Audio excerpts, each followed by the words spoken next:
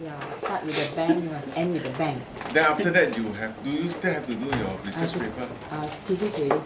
Oh, you've done that? Move on to thesis already. Oh, yeah, okay, alright. It's 8,000 words, is it? No, 10. Okay, do you have to do analysis? Yes, analysis, research, something. Yeah. Hi, Noel. Hello. Hi. Sorry, a bit late. You're still 2 minutes on fire. Rosak lah bawah sini. Don't sit here. Where was I? Are you using laptop? Yeah. Don't have any buttons. Yeah, why not? No, that touch there. Your PowerPoint you can bring up. How you submitted the paper already? Yeah. Oh. Huh? Hope that I can pass on. You the contents and everything you know. Follow the instruction, no? The table of contents, Yeah, paging, good. Actually, if you follow exactly, it's all there already. Follow, yeah.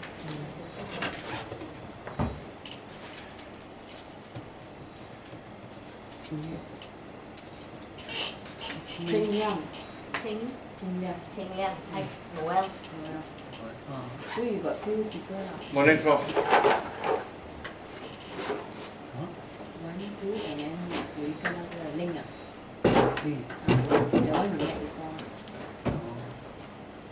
So next to you. What size 5? For this paper, I think it's 5. Oh, 5. This is your first, right, Consider? So you don't give up, huh?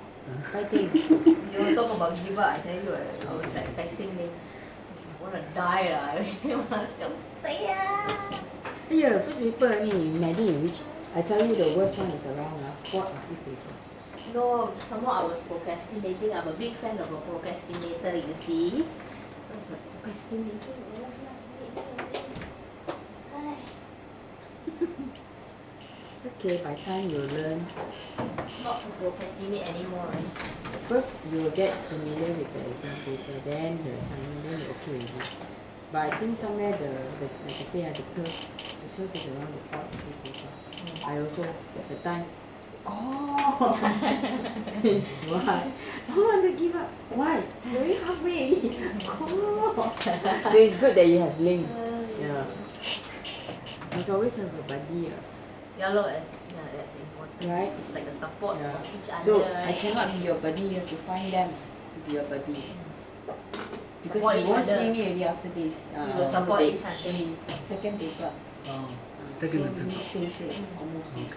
Long way to Also go. She first paper. First paper. Princess first paper, right? Princess first paper, Yeah. So you need to find like a buddy. So you all can like sometimes, be your founding discuss, and like support, But somewhere along the line, you like me, I like almost want to give up. So I had my buddy to call and then, That's the thing. Right? Are you related to anyone before this? You mean in this class? The one before? Yeah, I've been here. I finished my degree here. No. Because we have one Anito. Are you related to anyone who is just still doing MBA? Because Inito was saying that she's a sister. Inito. Oh, she's a Nigerian. She's a Nigerian. Yeah, I know her. You know her? Yeah. But she's not a sister. No, she's not my sister. Because she was telling us that her sister may join the class. Oh. The MBA, yeah. Okay. So he's asking whether you're the sister or not. I think from looks, no. I would think no. No, we are not. We just know each other. ourselves. Yeah. Do I have like a community here, is it? No. No. She was telling me there's a Nigerian food market somewhere in Puchong, yeah. So she buys all her food there. Okay, she bought food there. Yeah. She says it's all imported from Nigeria. In Puchong. Yeah. Where she stay? Sabajaya. Cyberjaya. Oh yeah, Oh, Cyberjaya. then okay lah, not that far. Yeah, Not it's that quite close. far. But she stay here, then all the way to Puchong.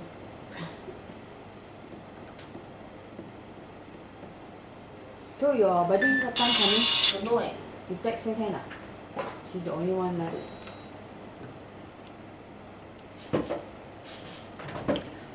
Other student will finish. Dinesh, you know that guy? Huh? My buddy always finished already. His last paper was last. Last time other students finish all paper. No, yeah, one. Samson, no, Samson's still around. You know that the other. Today,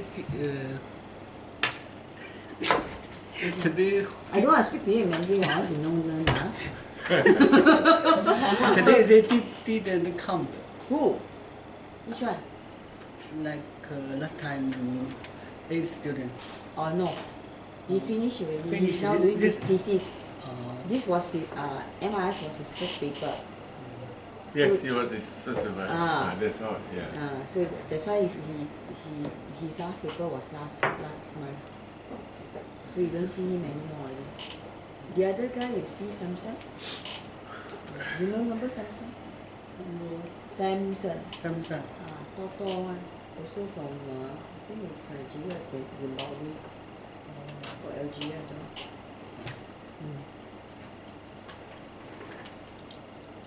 Remember you have Noel and Lin, okay, good enough.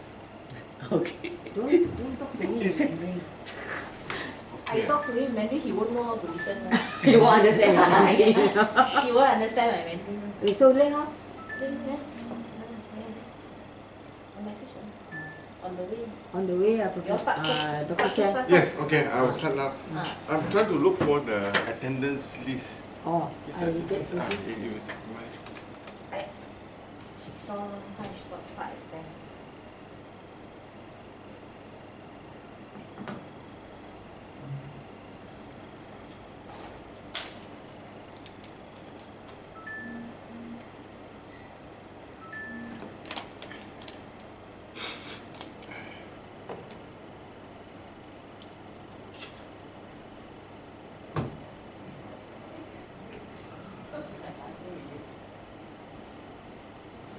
Mr. Chen is coming with the form.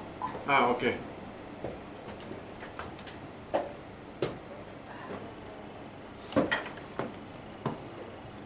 Okay, so welcome all of you to the class. Yeah. Yes, Dr. Chen. Thanks, Stephanie. For the question. Sure, thank you. Thank you. Chen, yeah, welcome back. I thought you want, yeah, about 2 months ago. Yeah, welcome back.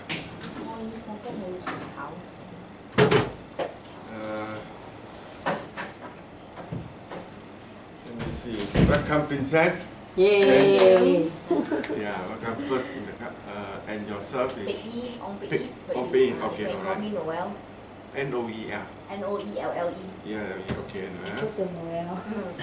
Yeah. Miss Chow, I'm not sure she has taken. Chin Chow- is from Chow is Johor Ling. Bahru.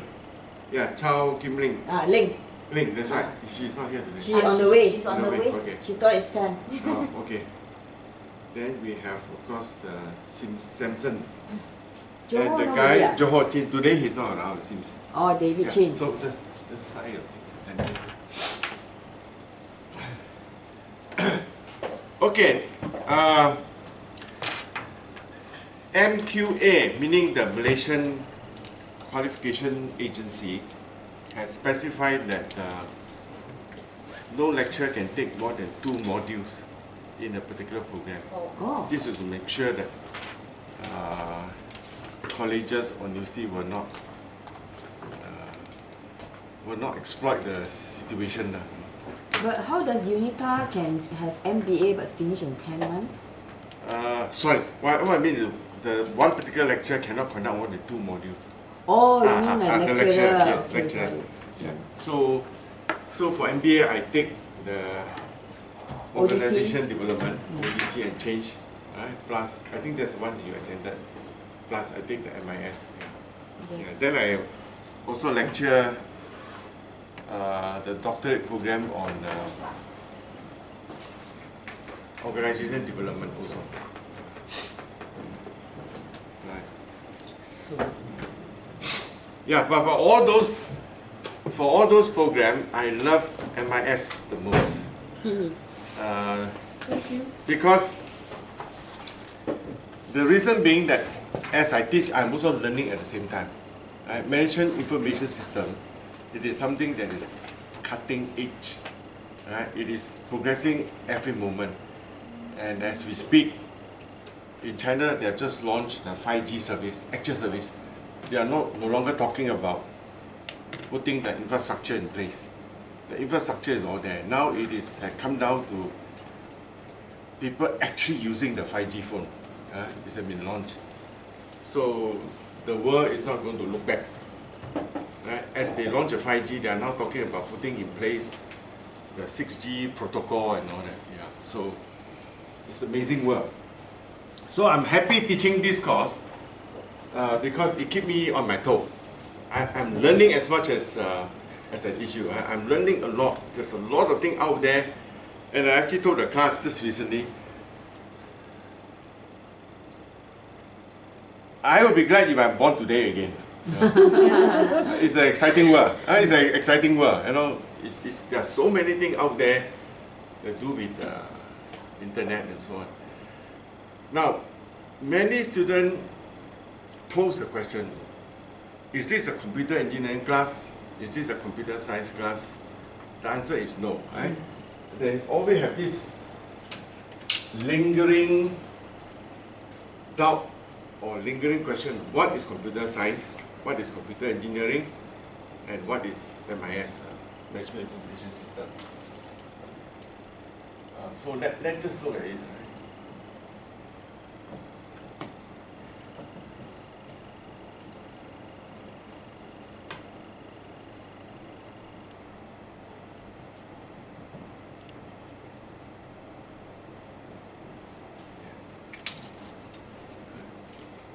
Now, my first qualification is engineer. Then I did a master degree in business and a PhD in business.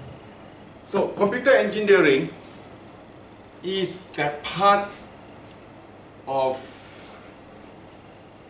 MIS that deals with the hardware design, the systems, and the connection, the protocols, and so on. Those are the hard part of the whole system is computer engineering, right? And computer science is the generalization, right? Is the software part, the thing that you have to write, the instruction that you have to give, right? The communication manner in which you want this hardware and the protocol and the system to speak, communicate, disseminate, accumulate data. That part is computer science, the software, the writing. And MIS is lo and behold, these are people like us, people like us.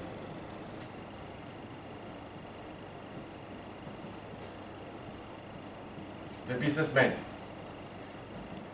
And the businessman, business executive, business manager. Just in case, is there any computer engineer here today? No. Any computer science? People who write software.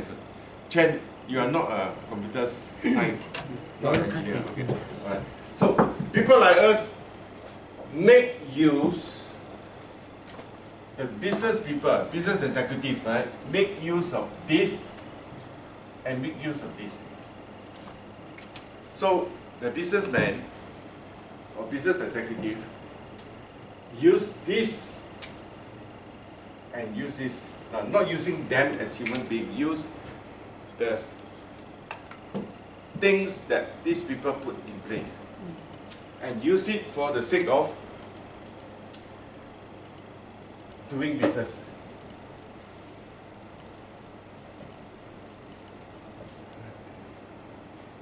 And so today's study on MIS is basically about how business executive, businessmen like us,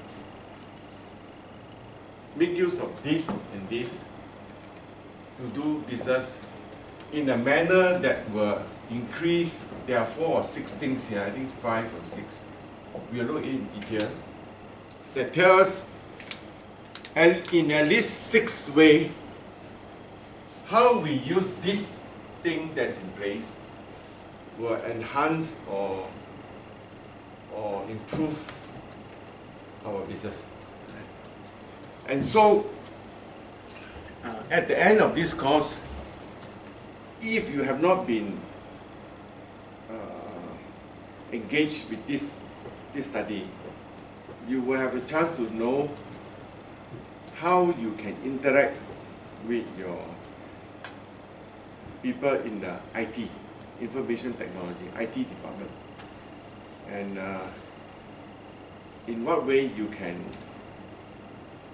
get things done, get things improved, or as we see later, go into an entirely new way of doing business by asking your IT people to help you. So let's look at the detail, what it means here. Bless you. Yeah. I'm also not feeling very well, but here I am, yeah. I just recovered from my flu and so on. Yeah.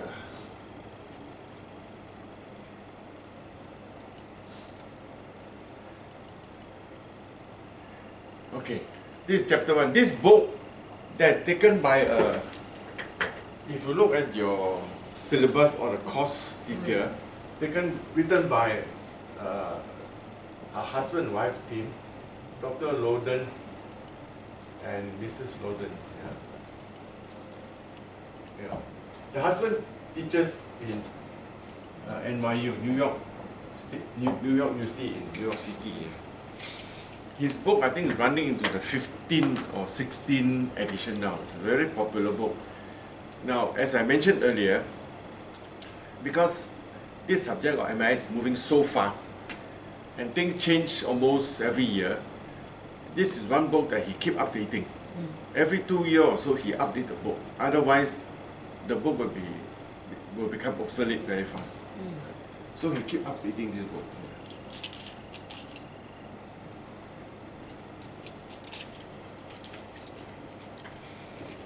And so in this book, he has separated the entire module into 15 chapters, 1-5. I have put in for you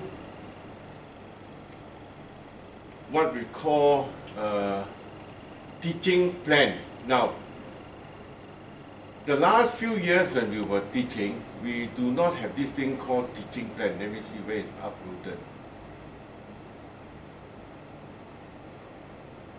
Document that have been uploaded. Can anyone see it? Word. Yeah, that one. Downloaded. Sorry, it's far uploaded. Okay. Yeah, teaching lesson plan, teaching plan. Now, this is the first time, or rather, this year is the first year in which MQA, Malaysian Qualification Agency, had tightened the requirement. And so, now what happened is, right at the beginning of the class, or already been uploaded to the student, we need to tell the student what we are going to do within that 2 days. Right? So you have Saturday morning, what do we do? Saturday afternoon, and then Sunday morning, Sunday afternoon. But for my case, I only teach on a Sunday afternoon. Right? So we have declared what we will do, so the student can actually know whether I missed something or you want something to be added. Right? So these are the things that done. So yes, we have separated into 4 sessions, and we'll cover 15 chapters. At the end of the 15th chapter, I will guide you through 2 things: the assignment and the exam. The assignment is set by me, so you can't Google the answer, but I will guide you through. Then the exam is set by the Paris School of Graduate Studies.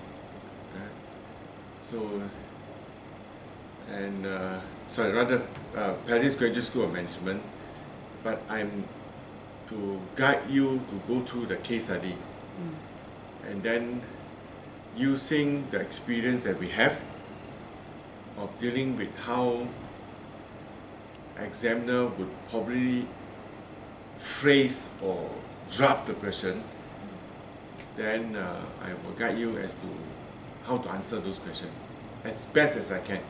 Yeah. Yeah. So we do not know the question.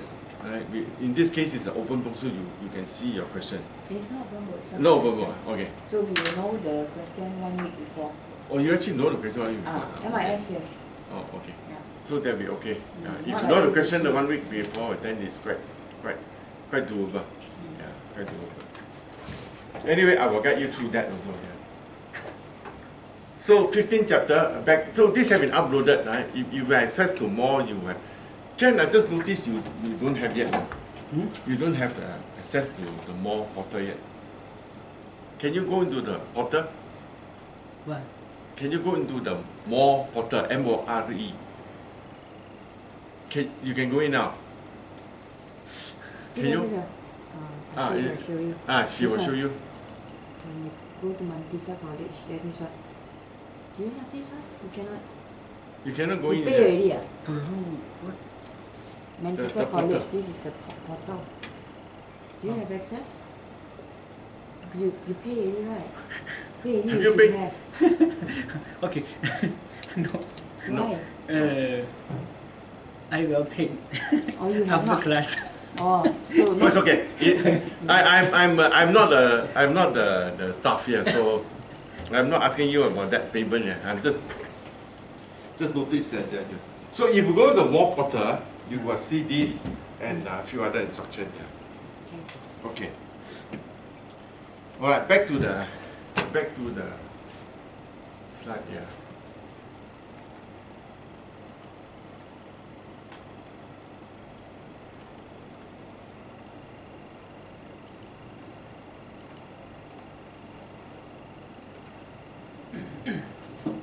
If I can go to the portal? portal, I can see All these things. All All this. these. class test.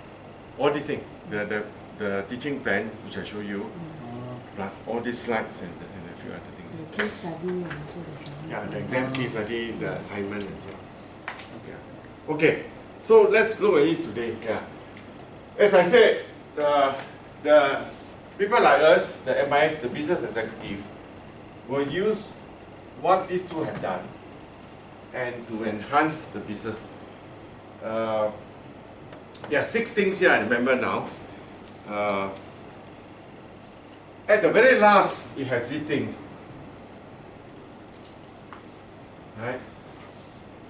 I flip it around. Because I'm one of those people who read Stephen Covey's book, right? The 7 Habits. COVID. Covey, right? He said, Begin the end. begin the end, right? Begin with the end in mind, right? So if you don't do anything else, remember this: survivor. Right? Seriously, depending on what you believe about life, right? If you believe there's a creator, then of course things are in place. If you don't, you believe in evolution, then there is this concept called survival of the fittest.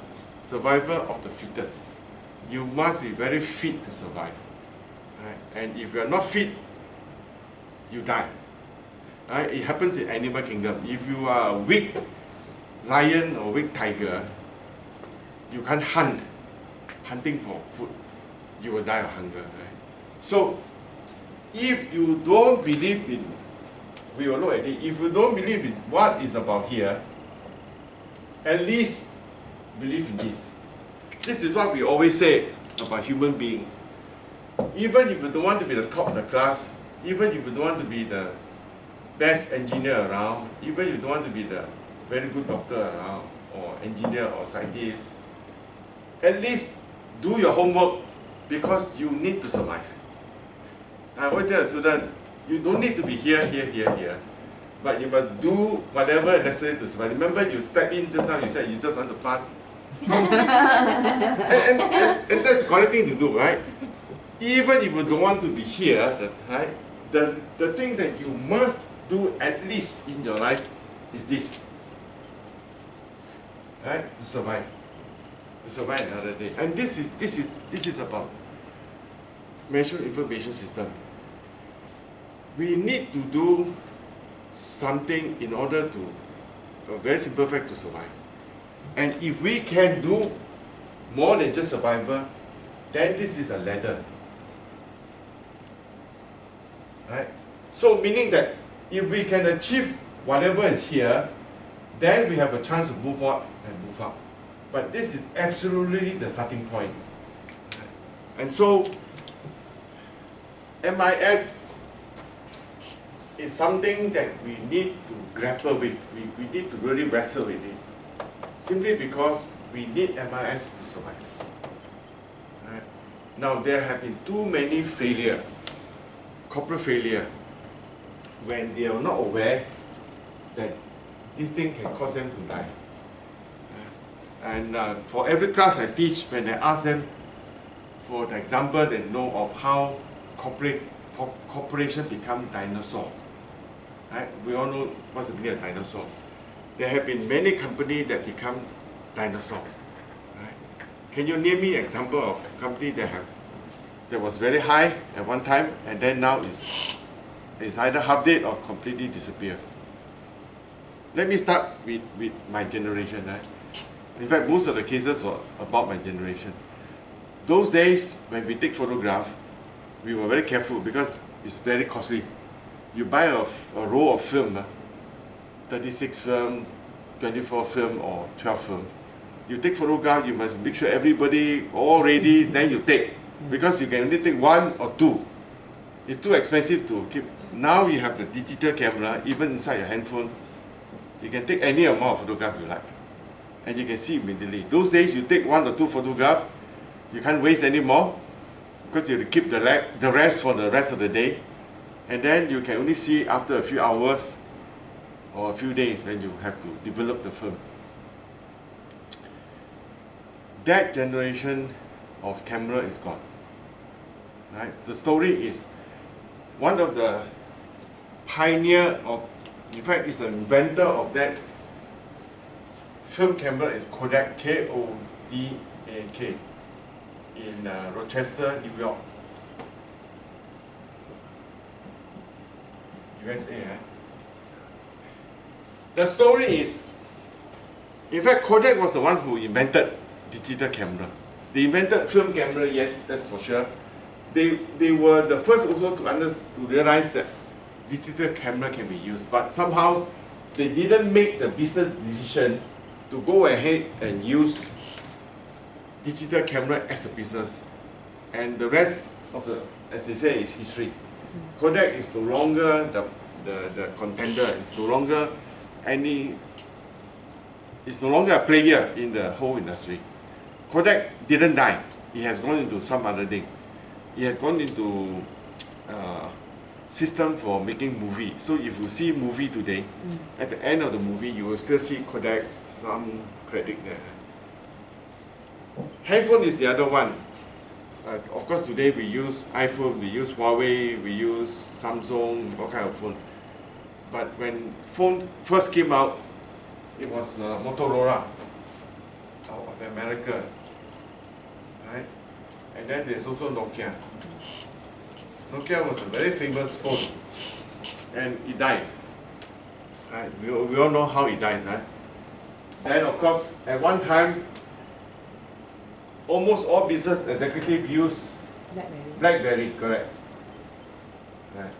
Now, BlackBerry had the distinct advantage that you can do email on the move, on the road, right?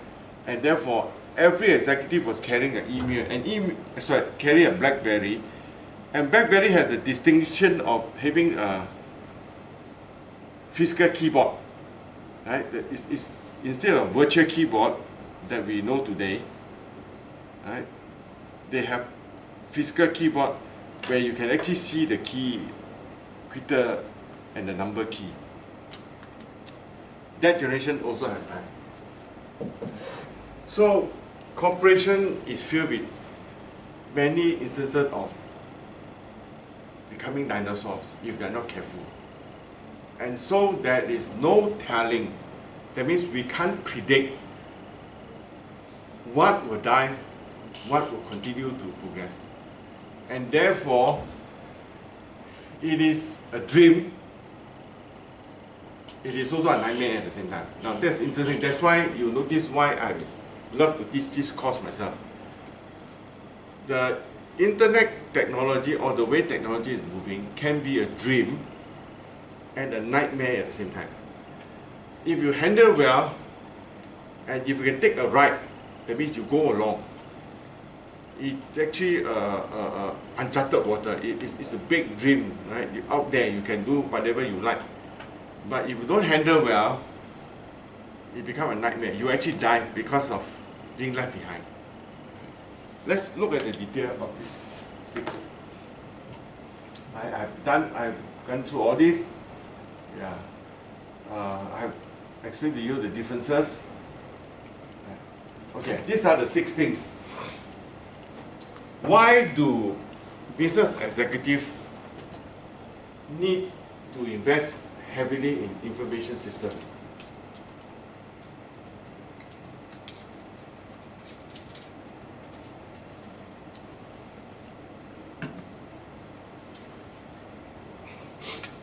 Somewhere along the line, we will talk about strategy. Right? There's the module called strategic management in your study for the 2 of you, Noah and Princess, who are new to the program. Somewhere along the line, you will come across a module called strategy, strategic management. Now, in strategy, there is this concept called advantage.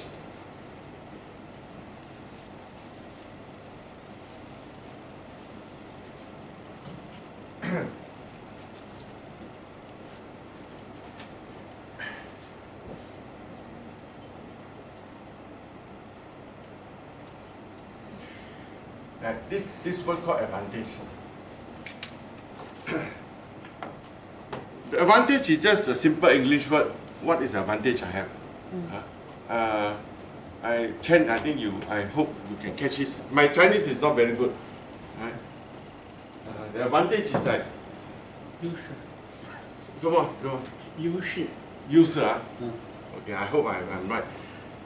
The advantage is like, if you are American footballer, not the soccer that we're talking about, footballer, meaning the American football, right?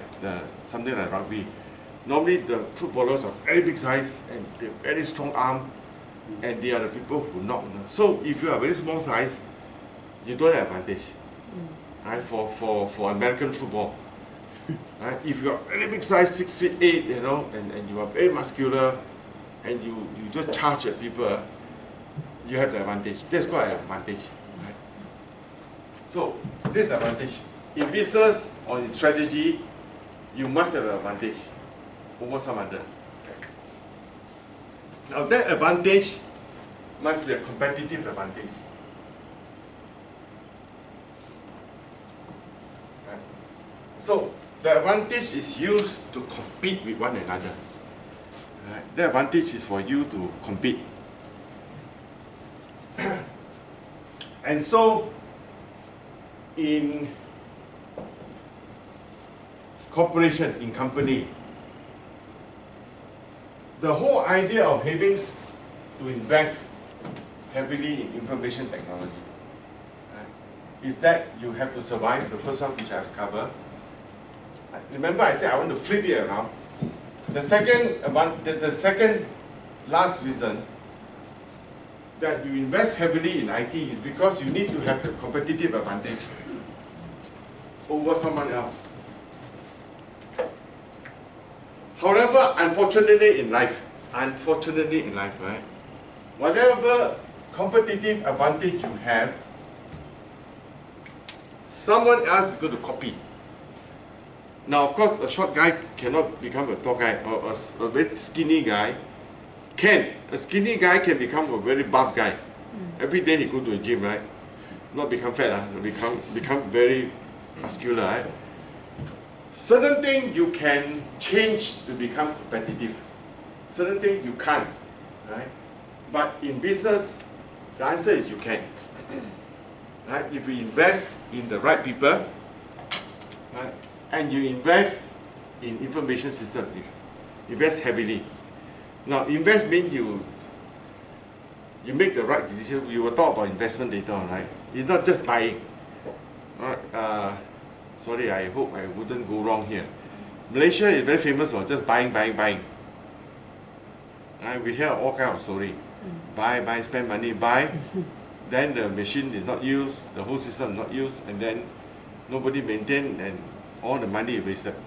Probably someone have make something out of it along the way. Right? So it's not a question of buying, but you can invest correctly, the right decision, doing it in the right manner.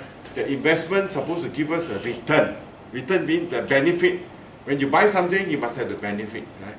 So if you make a correct decision in investment, this will give you the advantage, competitive advantage. The sad thing or the unfortunate thing in life is that advantage you have for the moment because of your investment can very soon be eroded. Eroded means it's gone. Right? The reason being that if a company invests in this technology, then other companies see that fellow is doing well because he has this technology, will also use the same technology. So copycat come along. You will start, and you also start. Very soon, everybody in the industry have the same technology. Because sometimes it's due to the person who sells the system. The person, the vendor, the seller of the system, sell the system to everyone. So if you are a travel agency, take for example, you are a travel agency. Those days, 30 years ago, making call here with 3 phones in front, making call, hold this line, make that call to match the flight tickets and so on. Nowadays, everything is a computerized system. Right? If you want to have 5 person from Kuantan joining 6 person from Teluk Intan to go to China or go to Hawaii for a holiday, they can just key in and then the rest is done by the system. They can match, right? And then more than 15 people, they can create a group, a tour group. This is all done by computer. A system is in place. If one travel agencies do that, other travel agencies will begin to do the same thing because they know that if they don't do it, they will be out of job. They will not survive. And so slowly, one by one, other travel agency, even the mom and pop means it's owned by a husband and wife team, not a big, huge travel agency corporation. Right?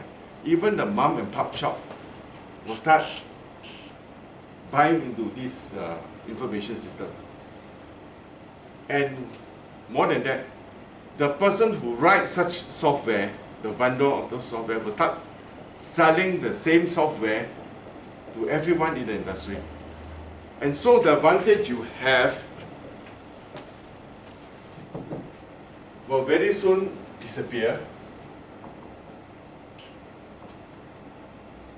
or eroded or diluted. You can find all the English word about this. Right? And therefore, what business executive or people who do research academic have come up with this term called sustainable. Right? So this is a bigger word. And so now you have these 3 words in one phrase, or one phrase. These 3 words together. It's become a catchphrase. Right? It becomes a catchphrase in a lot of literature. If you read a lot of business textbook, now these 3 words always come together. Right, Chen, these 3 words always come together now. These 3 words. Sustainable, competitive, advantage. So you read a lot of research paper, these 3 words is always together. Right? So you must have an advantage. That advantage is for competing. Competing means fighting with one another, right? Competing.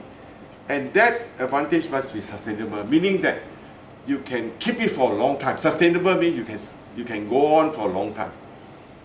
The advantage you have must not disappear or get diluted or disappear. Right? You must be sustainable. Now, sustainable can be because you keep improving. Right? You keep improving. When people catch up, you keep improving. Or you go, what we call in runner, you run faster. Right? You run faster. You do things more efficient. You do it cheaper. And so whatever you need to do, you must be ahead of someone else. What we call in English word, ahead of the pack. Right? 10 runners coming behind you. You must go ahead. And so IT is supposed to make you to achieve not only advantage, not only competitive advantage, but sustainable competitive advantage. So if I were to change, now of course I'm not of Dr. Lauder's standard. If I were to change, I would change this way. So if I'm given the choice, I will change this to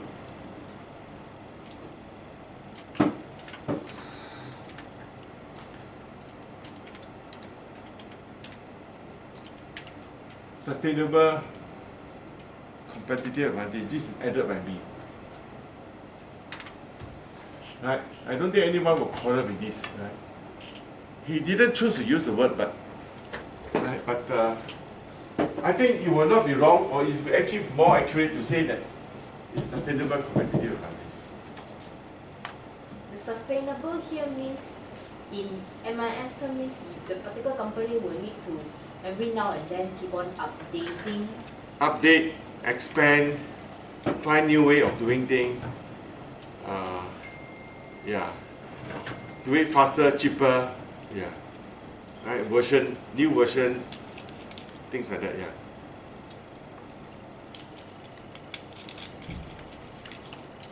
There's this concept called reducing the steps. We will look at it at the move. There's this typical thing called TPS, Transaction Processing System. Right? Most internet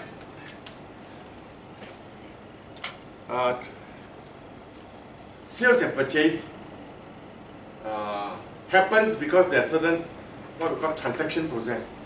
The act of buying or ordering, just like Grab food or whatever, right? You need to choose from the menu, then you need to make the choice, and then it goes into a basket.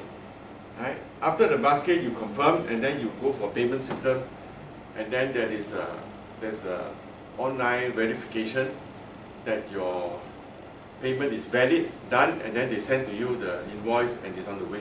This whole thing, a process called transaction processing, is the core. This is the main thing of the internet or commerce. This process can always be enhanced.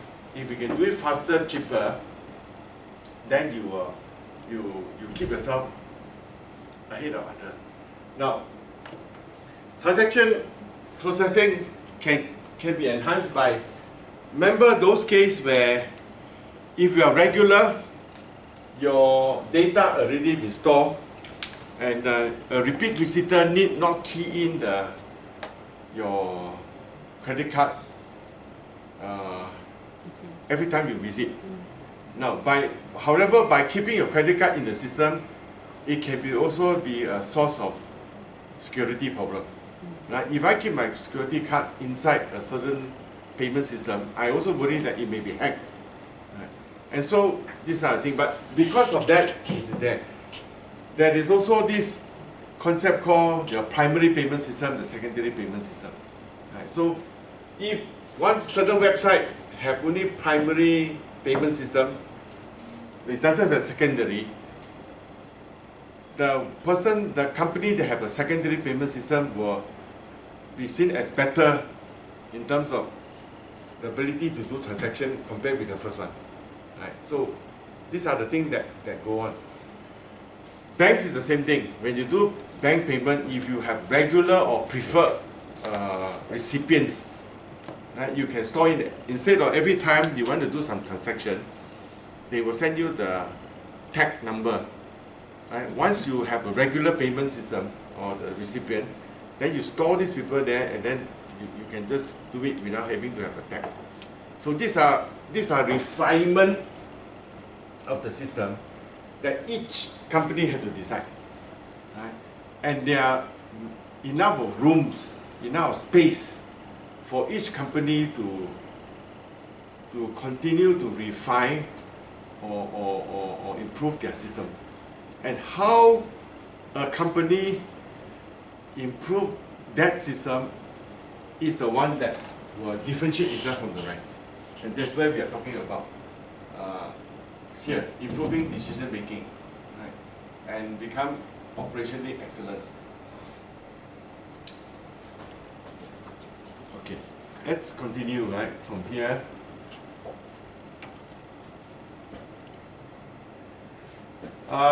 Okay, by investing in information technology, there are also organizations that start new product, services, and business model.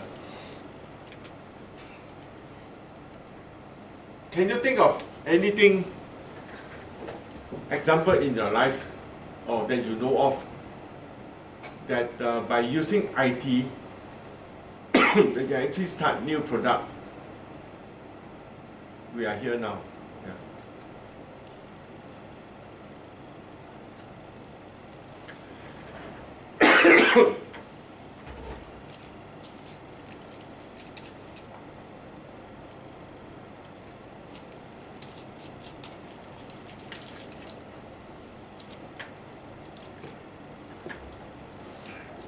These are business models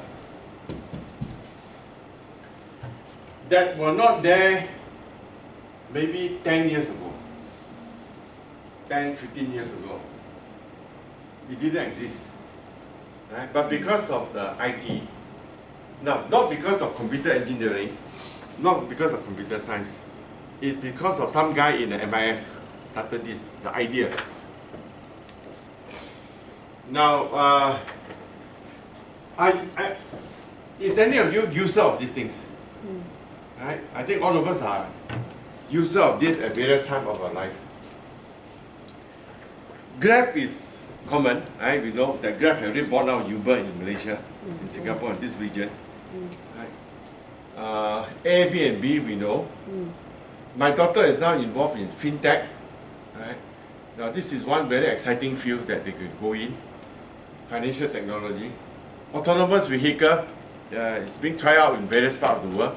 I think Singapore and US has some failure, but they tried. They have a campus bus that is driverless. Autonomous means on its own, moving on its own. So, but there was some failure, but that's not the end, of course. In Singapore, they will do it again and again. So there's a bus that goes around the campus of National University of Singapore that is completely driverless. Now, of course, eventually we are talking about driverless aeroplane. Now we have driverless train. I'm not sure the train in China had driver. Train. Is there any driver in the train? Driver. In Malaysia, our LRT had no driver. Right? There's no driver. That means it's all controlled by system. There's no driver inside the train. Yeah. Now they are talking about commercial aeroplane without driver, without pilot. Not drones, not drone. Full service aeroplane without pilot. Think about it. Would you trust human more, or would you trust a machine more? You mean plane? Plane. Or just normal thing also? I think it depends on plane, I don't think so. Plane you don't think so, but other things? Other things okay. Because like cars is still within your control. You can, it's still on the ground. Okay. You can do something about it if anything Okay. happen. But if you're on the what they call that, Eh. yeah, and the air, there's nothing much you can do but wait and die. If anything happens. But I think I chose human more, You chose more human. than the technology, because Okay. anybody can make a mistake to press anything, but if it's human, can control it. Okay. This is an unending debate. I have no position yet. Let me just illustrate to you. I mean, as a lecturer, I'm here always to just expand your thinking. Yeah. Right? I will not constrain your thinking. I already told students in my class, Doris, no, because I've said something earlier. I will not fault you for whatever position you take. Because that's not fair. Because you are entitled to your opinion. So there's no wrong and right answer. If you hold a position, you just tell me what is the reason for your position. And you will be judged according to the extent or the robustness, the credible argument that you will put forward. Let me just give you an example. Human being can get drunk. Human can get drunk. Human being can get suicidal. Suicidal. Right? There have been cases of pilots who are drunk. You know what's drunk? Too much of get drunk. Right? Pilot who the girlfriend run away, the wife run away, no more money, gambling debt. Hey, pilot also gamble. You know gamble? And they owe money. And therefore buy insurance and kill themselves. There are pilots who are suicidal because they have mental problem. Just think about it. I'm not, as I said, it's an ongoing debate. I have no answer. Do I trust human more, or do I trust the machine more? I don't know. It's an interesting question. question. 50-50. Yeah, it's 50-50, Yeah. I agree. It depends, yeah, depends. Yeah, depends. But in summary, you put to the test, I will take a position. For aeroplane, no, I will still believe in human. Even the human pilot can be suicidal, can be a mad guy. I mean, put it in summary, you can mad guy. Of course, pilots have to go through a lot of mental health check. I think now it's once every year or once every 2 years. They really have to check. It is mandatory. It's required by the law. They have to check their physical health. They have to check whether they are on drugs, substance abuse, whether they are drinker, whether they have suicidal tendency, Yeah. So aeroplane, I will still trust human being. Agree. But other things, we have to decide. Now, human being, machines are now taking over this one by one. Okay, we have heard of Airbnb, right? So the phrase that's always used is the largest hotel owner. Now hotel, I mean not the physical hotel, hotel room. A person who has the right to rent out the room. The largest hotel room owner doesn't own any room, right? Right? The company that owns the largest number of hotel rooms doesn't own any room. It's called Airbnb. It has no physical room. Right? Now, yesterday we have a dinner with one of my cousin brother who came back from New Zealand. New Zealand have in place now car B&B. No. But they don't have the name yet. It's car B&B. That means I have a car, I can rent out my car. In fact, Singapore is trying to start that now. That means you buy a car, your car, if it's not used regularly, you can actually rent out. The thing is, the law is in place for you to rent out your car. So company like Rent a Car called Hearst Rent a Car and Avis Rent a Car are now affected by this in New Zealand. So you have vehicle owner, a family that have 2 cars, husband and wife, and the car is usually used once or twice a week. The rest of the day they can rent out the car.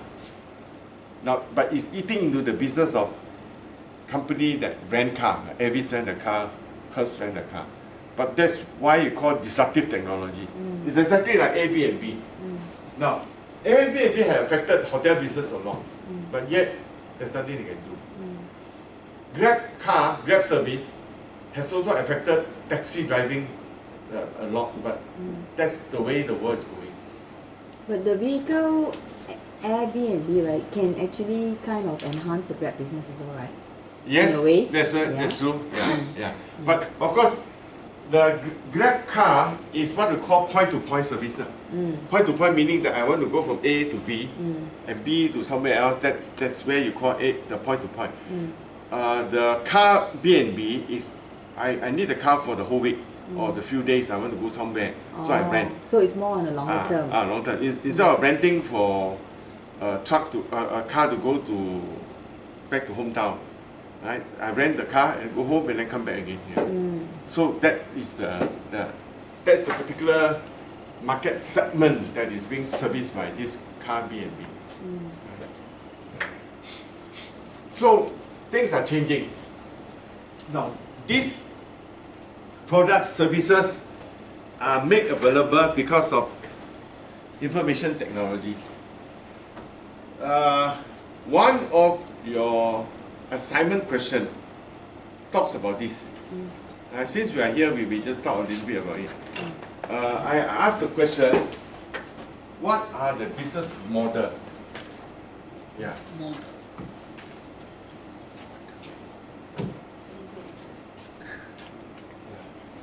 What are the internet business model? Right. I think 3A, I think. Yes, access the various e-commerce business models. E-commerce business model. Both current and emerging. Correct. So you have to tell me those current one, and then there's some emerging one. Emerging one that is coming up, right? It may be the beginning, or you can even think of something new. Then there's also the revenue model. How do they make money? Correct. In the proper English term is, how do they monetize their application or the model? Like question I have always asked in classes that I attend. One of the apps that is most widely used is the WhatsApp. Right? Now, if you notice, WhatsApp have not made any money. Yeah. Except Dorit, you have mentioned. I know what you have mentioned during the class, most recent class. If you notice, the WhatsApp doesn't have advertisement. It doesn't waste for the Waze software they use for driving.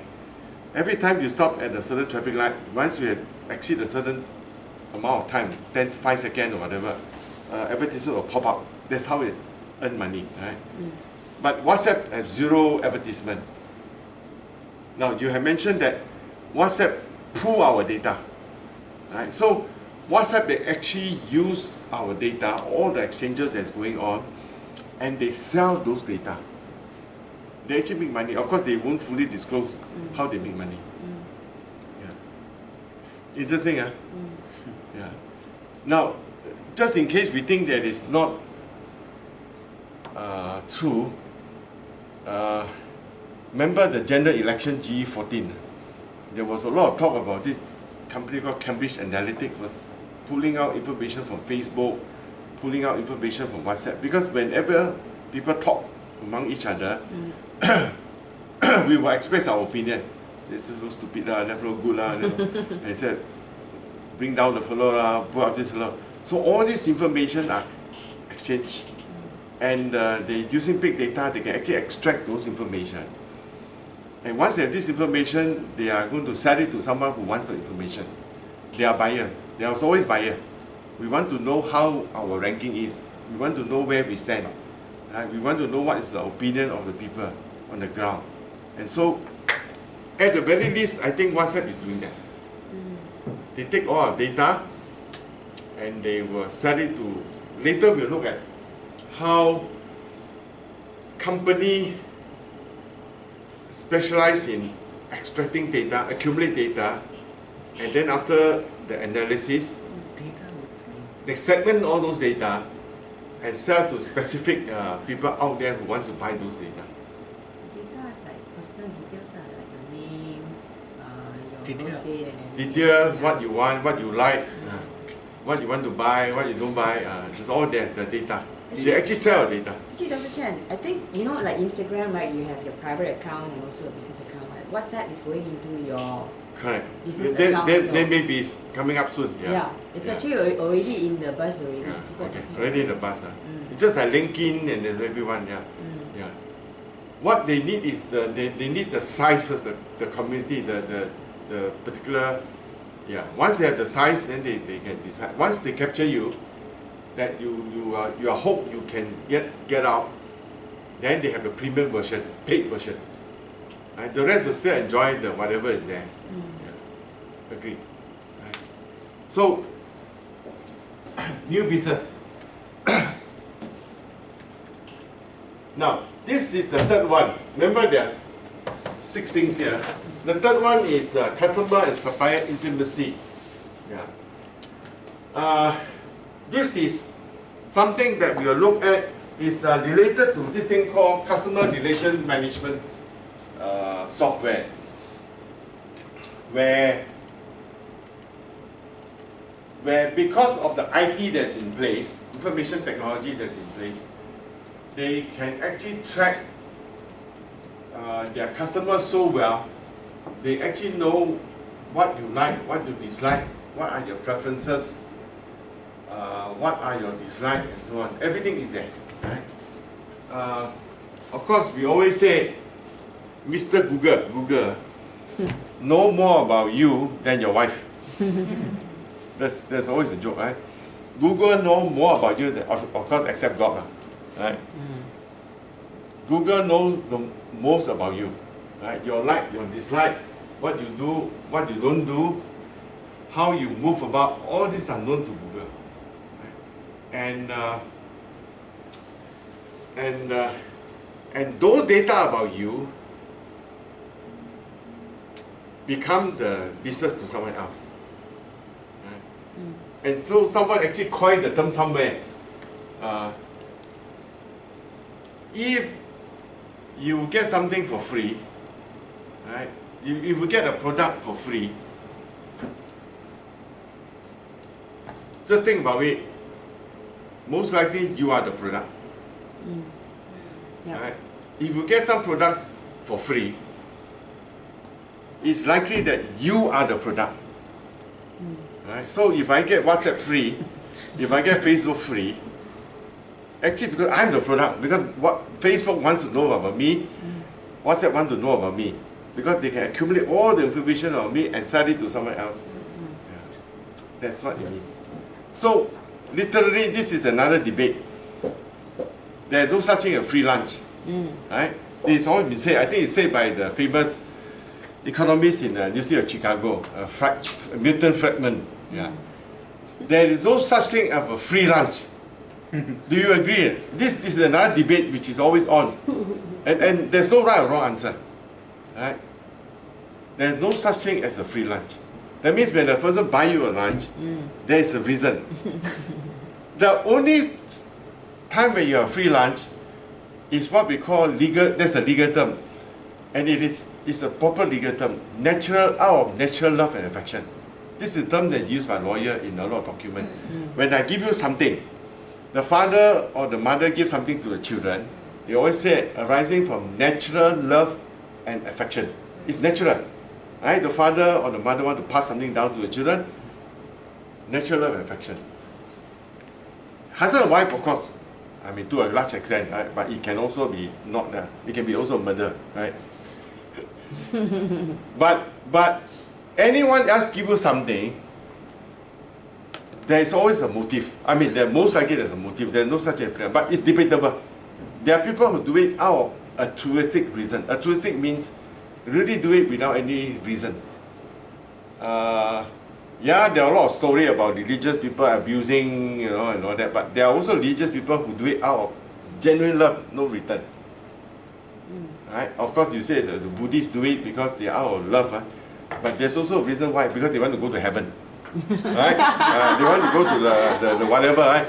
So some people do it completely without reason. Some people do it because I want to get to heaven. Right? So it's debatable thing. Right? Of course, you can argue there are people who actually do it without any reason. Right? Just want to be a good person. Right? But so now, supply intimacies and all that is that when you have a system in place that you know the customer so well, you can actually get them on your side, and your business will improve because of that. Yeah. Buying behaviors. Come again. Like buying Buyer behaviors. behavior, yeah, buyer behavior. Yeah. And you win their loyalty over because of that, yeah. Okay, improved decision we have mentioned here just now. How that with all the information in place, we can make good decisions. So these are at least the 6 reasons why corporation or why business should invest in information technology. Right? Let's just go back to the first slide and then we remember that. Yeah. First one is to get the excellence, right? Operational excellence. Some websites you will see Sorry? is Can I hear you? Oh yes, Come she again. wants to go toilet. oh yeah, please. Oh, then you have to pass. Oh yeah, because then, yeah. Thank you. You're welcome. So, you can enhance your service. Remember, we have seen some company that cannot have. I mean, some website that you see purchase website. When you make purchase, the navigation is very contorted. Right? You have to go this way, that way, and the page are not so what we call intuitive. Intuitive means is the way we think, right? The way we imagine. So if you do it well, then you have the excellence. New product, we have seen it. Then supplier and customer. The intimacy need not only be one way to our customer. It can be also to our supplier. Right? If our supplier is well taken care of, they naturally like to do business with us. That's what Alibaba founder Jack Ma always say. Right? It's not that only we take care of our customer. The person who doing business with us, the supplier, are also our partners. Right? Our future are tied up together. So you take care of this, you also will naturally enhance your business. And the rest, we know, yeah. So, even if we don't need to do these 3, at the very least we need to survive. Try telling an old man or old lady in a Chinaman company, uncle, you need to invest 80,000 to update. You say, I've been doing like this for the last 30 years, 40 years, right? I'm still surviving.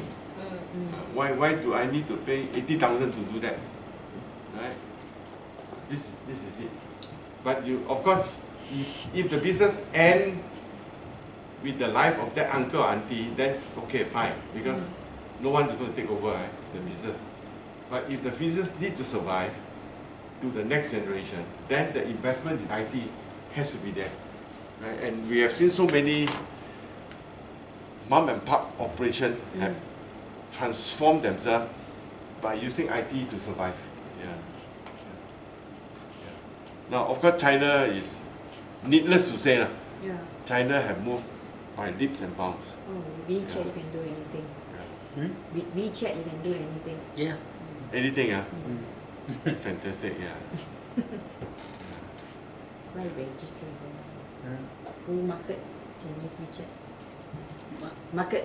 Wet market to buy vegetables, fish. Also can use WeChat. You can order food. You can like It's Grab, cashless now. pay, Even taxi anything. nowadays they don't even want to take cash anymore. Oh. Anything can do on WeChat. Fantastic, Yeah. So, yeah. This is the introduction. We will go into the next chapter soon. Let me just see. Let's take a break first. Yeah, we come back for chapter 2. Yeah, I come back for chapter 2.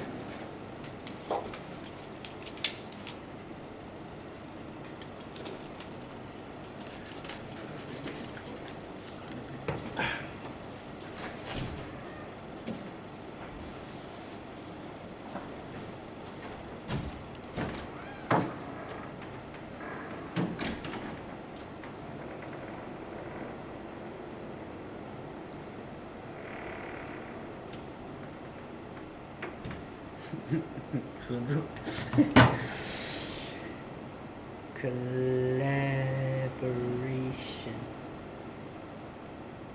合作。协作。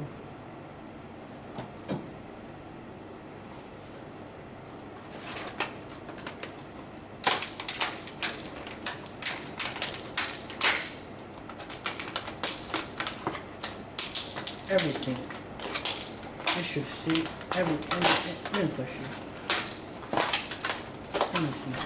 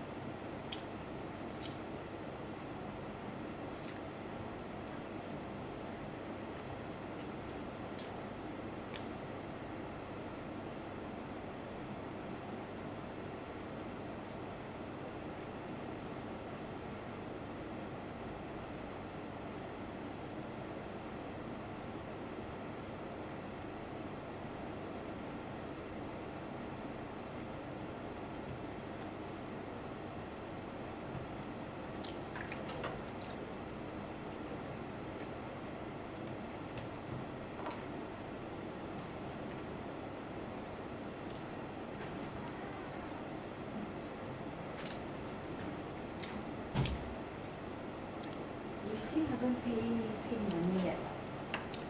No, because I'm worried I cannot pass English, so I didn't pay. Oh. Yes. But how you want to get all this material? You must have confidence. You want to do, go already. Cannot 50-50. But the last time take exam, No, this I cannot write. This exam is different. This one is 1 week before the exam date. The question will come out, so you can prepare. There's 4 topics that on the day only you get the question.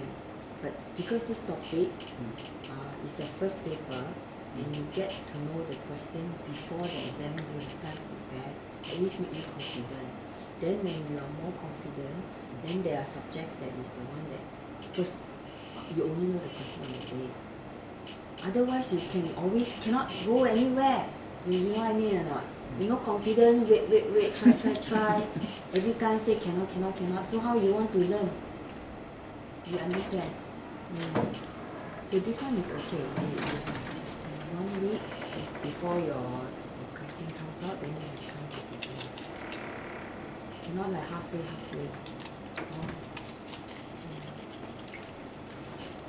Because you don't this one all this material. How you want to get all this information? This portal here. You don't pay money, then how you want to I know, I have this. Then you just want to say you don't have? But I don't know No, you go here. You see here?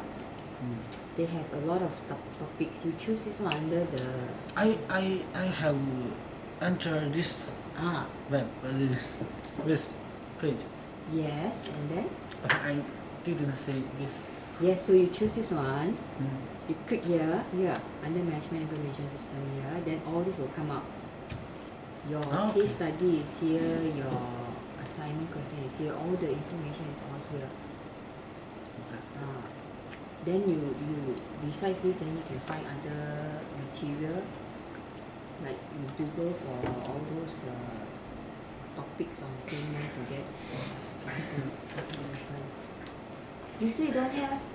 Yeah, you got very important this one. Yeah. So you have the access to more? Have no yet? He has I think he's just not Yesterday cautious of the words. Oh, so you will have access to the portal. Oh, okay. Yeah. But because here it says here, then it said, Don't have don't have. Oh. It said, you accept Chen Long. Chen Liang. Chen Liang. Oh, because I think the first time. Oh, he first time, left, maybe last time. Then yeah, after yeah. that, now Yeah. the second time they have Yeah, to. they put him back.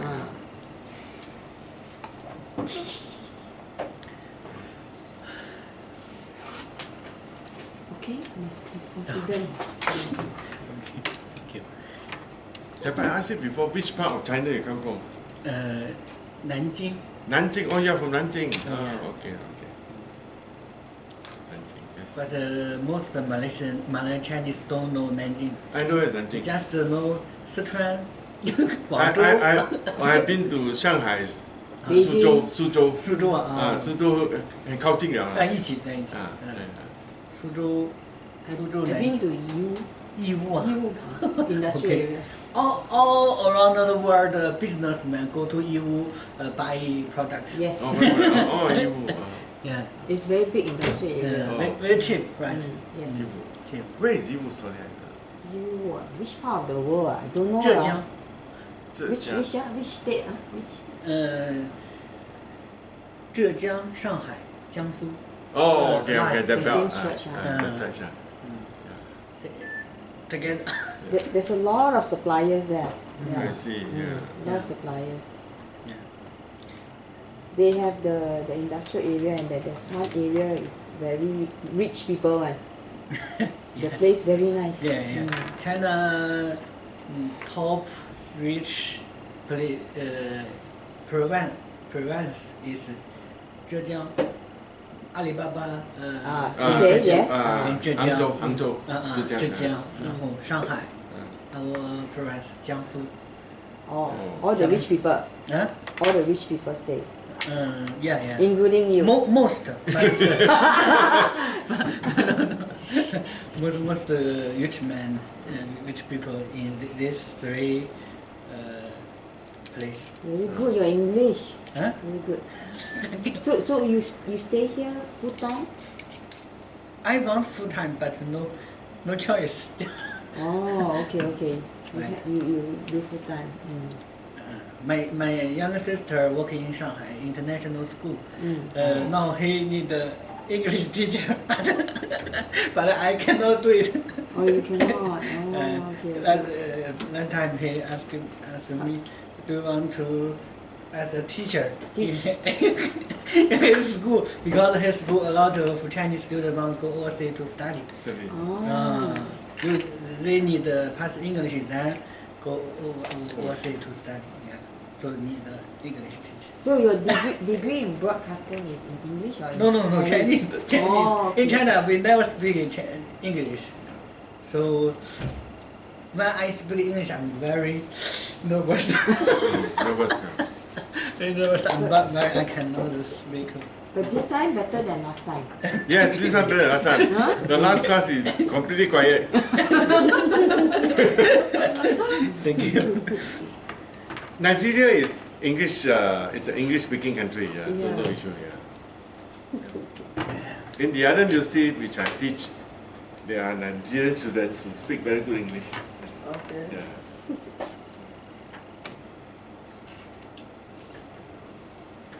Okay, now let's look at chapter 2, right?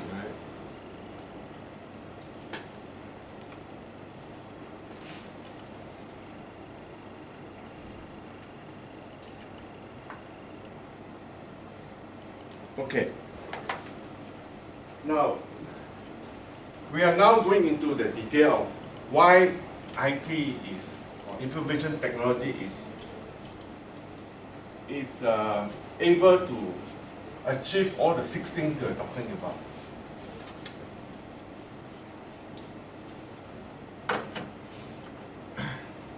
Now, business is all about providing a product or a service that give you revenue, money. I mean, that's all about business, right? At the end, it's always somewhere along the line, it is because you have a product or you have a service. Right? Product means physical thing, you sell something, right? Service means you are a banker, you are a financier, or you are anyone, right? You have a service. And then you get income, money. Now, this thing means there is a transaction.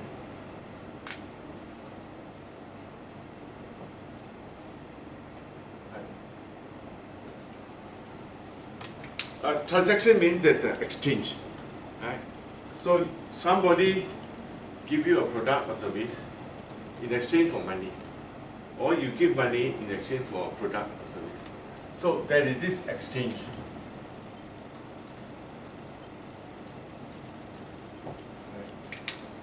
So in the old days, the exchange is very simple.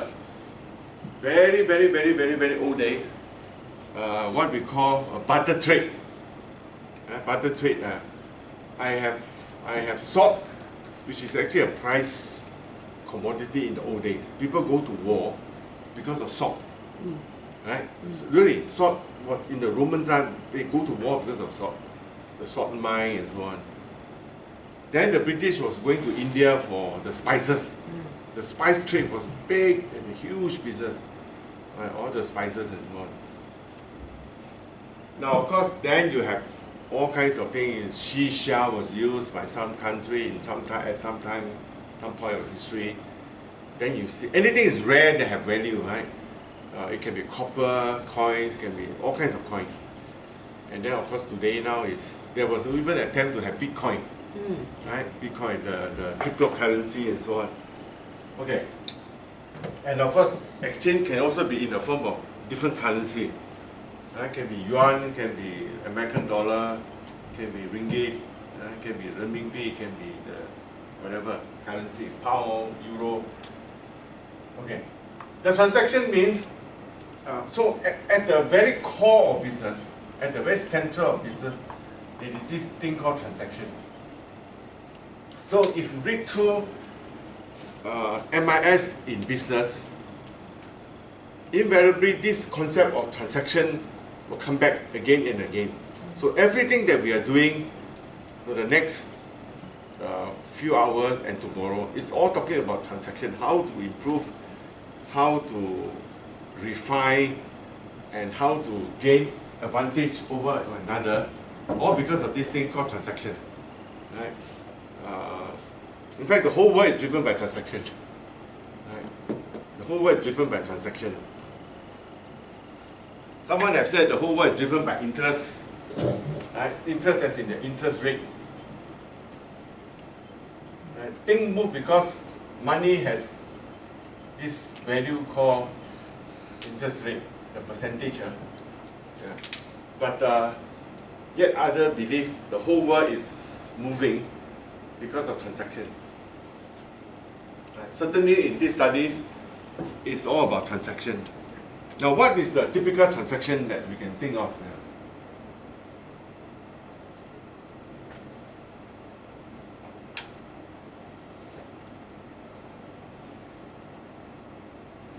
Or rather, what other type of transaction that we can think of? If we substitute the word transaction into processes,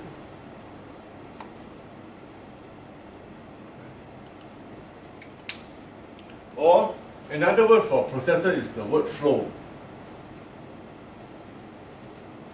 That's where we get this thing called flow chart and so on. Yeah.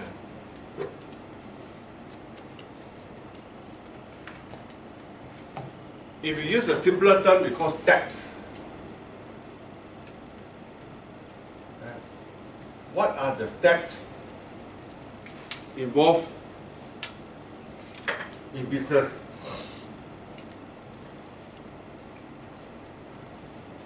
Let's start with manufacturing or production.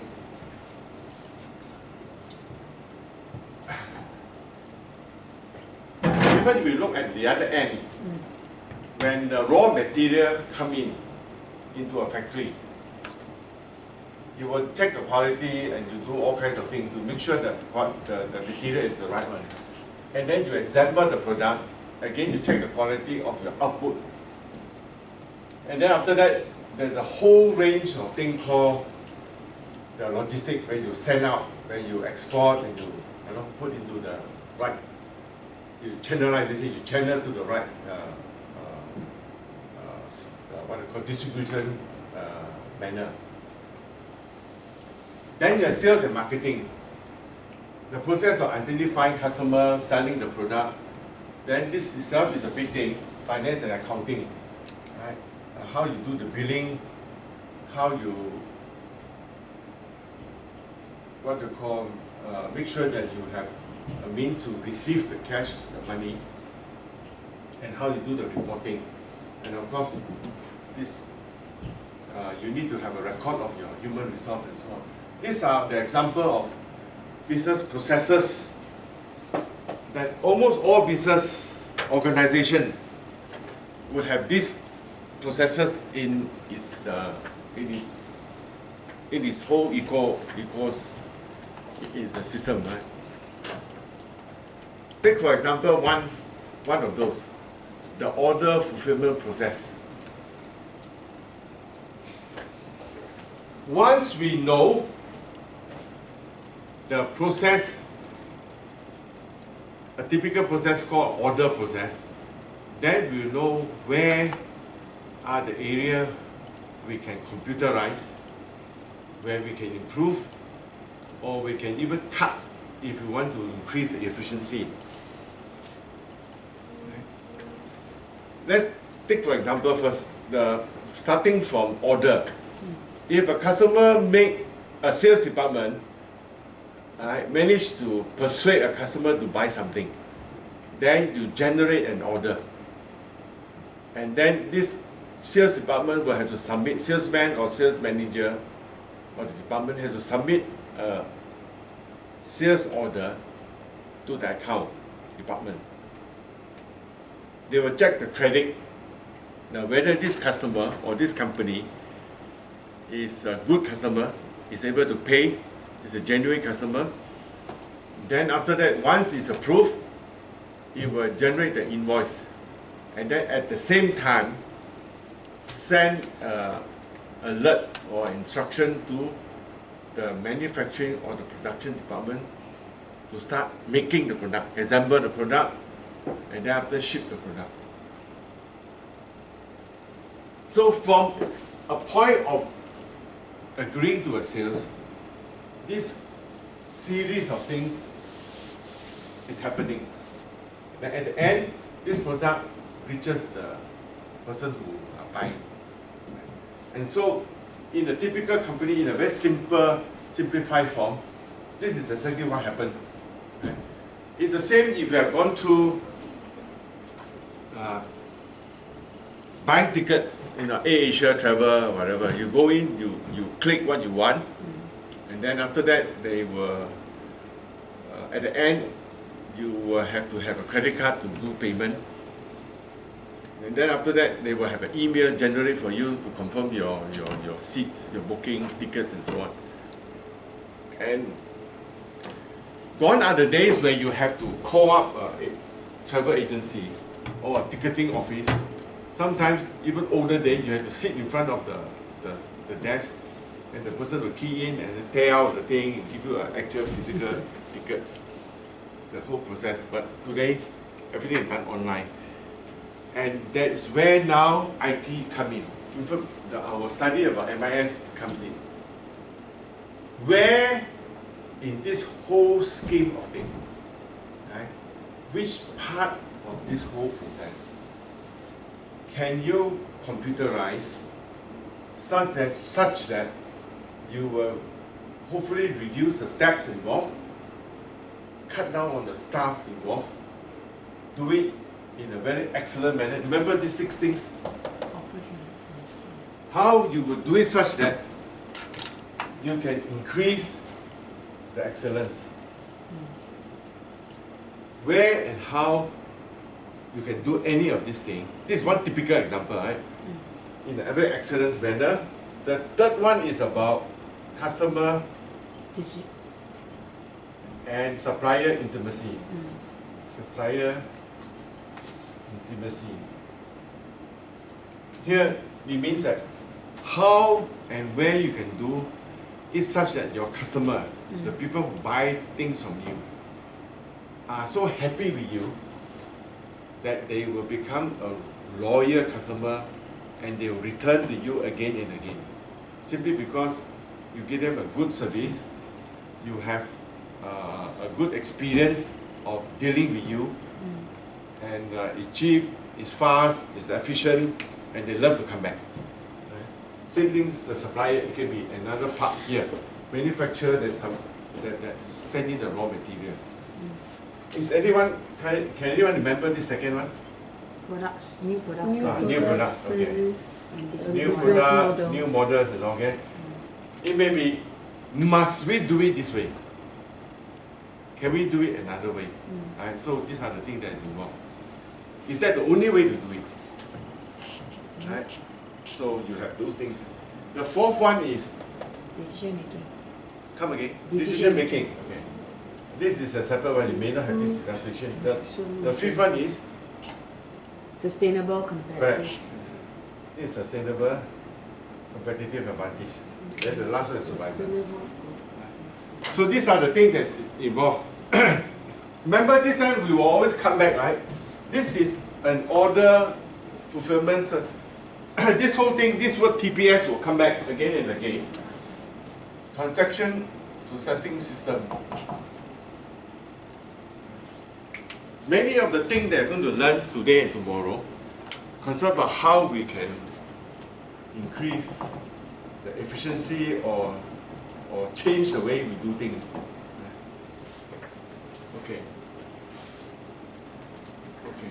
By doing this TPS right, by doing this transaction process right, we can increase efficiency. We can even think of doing things completely new. Why are we constrained of doing things this way? Can we do it in another way?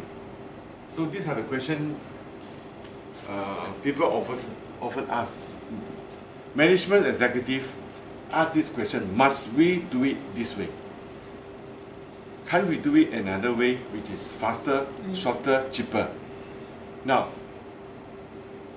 those may be our wish list. We wish to do things faster, shorter, and cheaper. But can our wishes come true? This is the issue, right? Later we'll look at it, that the management may have a certain wish, but there is no technology that can measure up. There is no technology that can help us. We may wish, but the technology is not in place. What we wish can come true when the technology is available. That's where we are always on alert. If we are the first one to jump in, that because of that capability that have appeared, we will be the first one to go in, Pioneer. right? The pioneer. We become the pioneer, right? To go in. Early adopter, right? Of that information capability.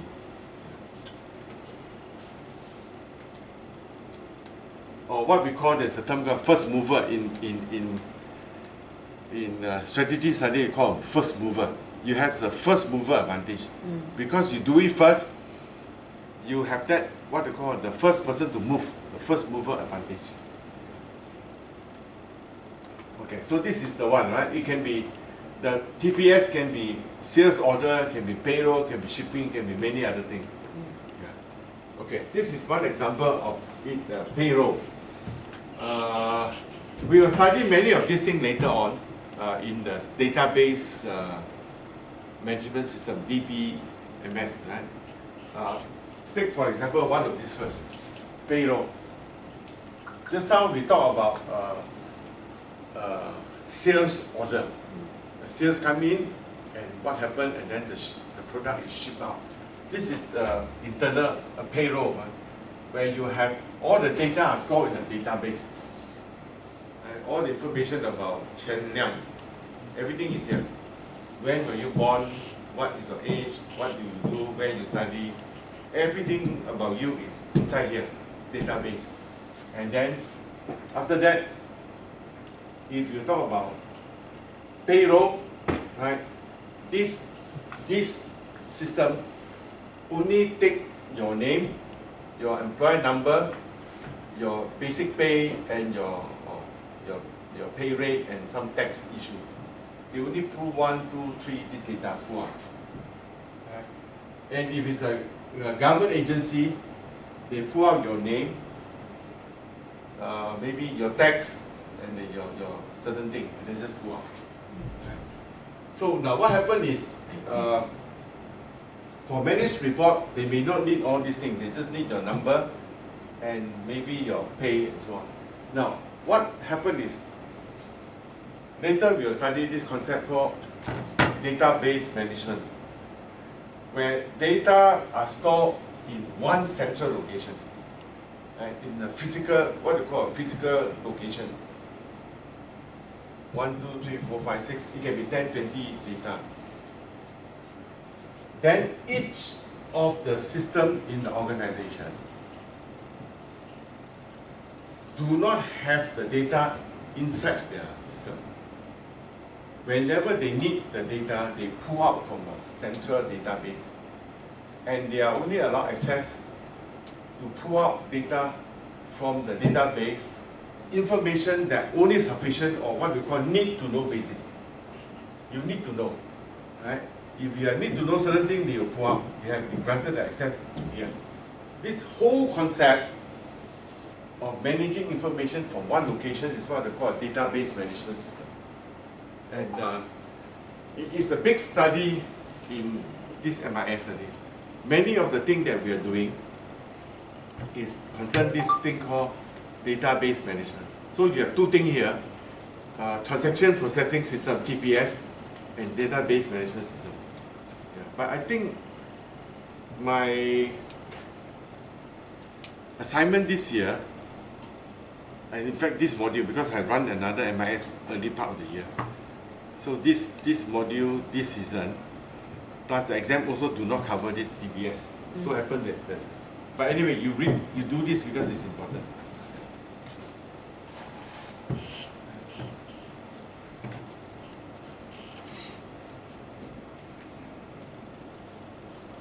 Okay, this one we don't need to know. Okay, let's look at the type of information system that's available. Arising from these two, the TPS and the database,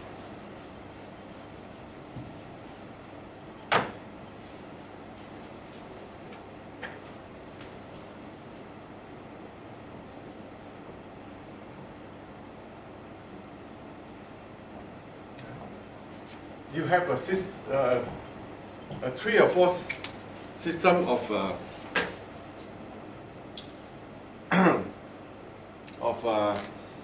MIS. Now, unfortunately, the word is also MIS, right? The MIS that we are talking about is the study, the whole thing called MIS, right? Management Information System. It's a big capital, but there's also an actual software called MIS, but this is historical. So you have two terms using the same word, but they are of different meaning, right? The word MIS, they are talking about the module. It's talking about the whole study of how using information we can improve the business. This MIS is a very specific software, the name of a software. Let's look at this. There are three types of software. One is called MIS. One is called DSS. Yeah. Or group DSS. And the last one is ESS.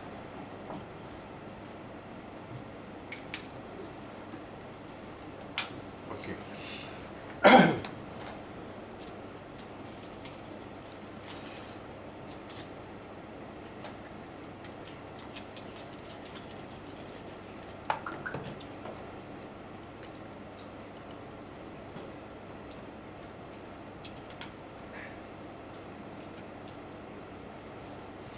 combining these two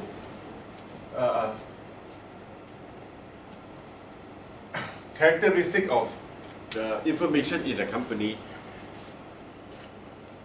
software have been created, right? And most of these are copyrighted, or what they call proprietary owned software company. Of course, there are also almost freeware written by open source writer that give you free kind of software, but it's not as sophisticated as this kind of the one that is proprietary owned. We know there are many software that's available in the internet that's free, isn't it? Yeah. Right? Even the whole Microsoft Office suite, you can almost have free one called WPS. Right? It's actually made in China, WPS. It used to be called Kingsoft or something like that. Right? Free software. There's also this Apache software. So you have Word, spreadsheets, PowerPoint presentation that are completely free. You can use it. But of course, Microsoft Office is so entrenched that many people are willing to pay for it. So there are also free software like this, but people are kind of locked themselves into those proprietary owned. So this is for normal executive and for repetitive and daily reporting.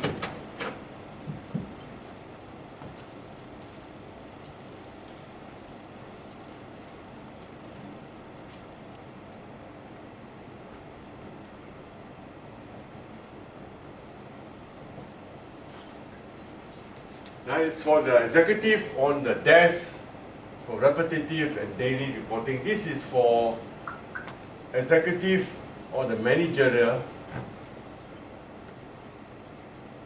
where a certain amount of decision making is necessary.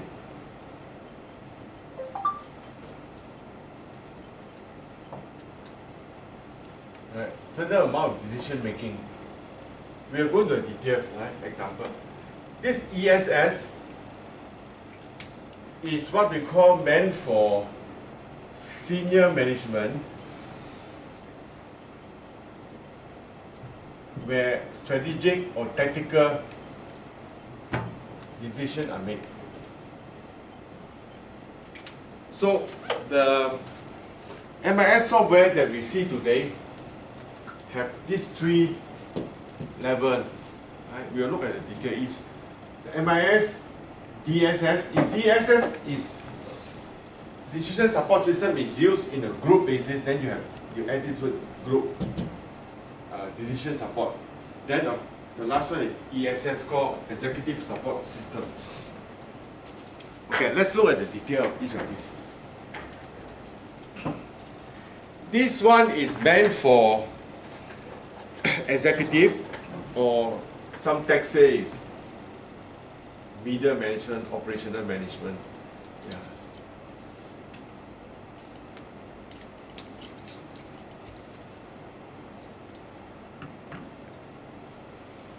This kind of software will give data about the company's performance and answer routine question. It doesn't have much analytical capability. That means you can't ask too much question, the kind of question like what if, right? It just give you the information over the counter. Now what are these typical information? It give you sales data, it give you the cost of the unit, it give you the product change data, expenses data, and so on. So any of the operational staff or media management will have a benefit of knowing what is going on in the company at any time, of what is going on, because it has the sales data, it has the product change data, it has the expense data. Right? Now all this can be pulled out because the transaction process or TPS have been captured in a database. It been all captured, and as a result, the staff can look at it and know what's going on. Remember one of these points, it says you can. Hi, John. Yeah. You with the benefit of this thing, then you can make decision and what is going on.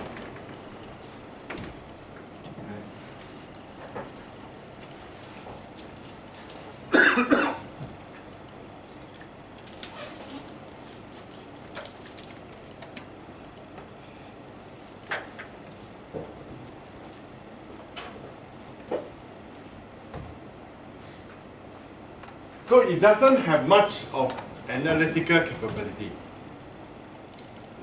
So information at this level is not meant for analytical purpose. It's meant for updating the status of the company.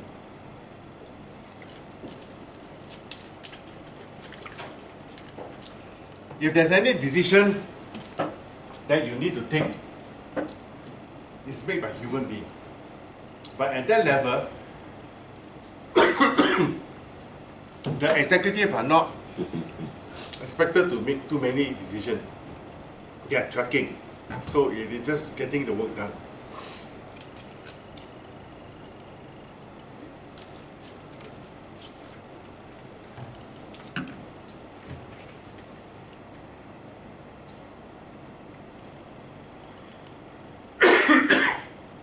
If you want to go to detail, this is one of those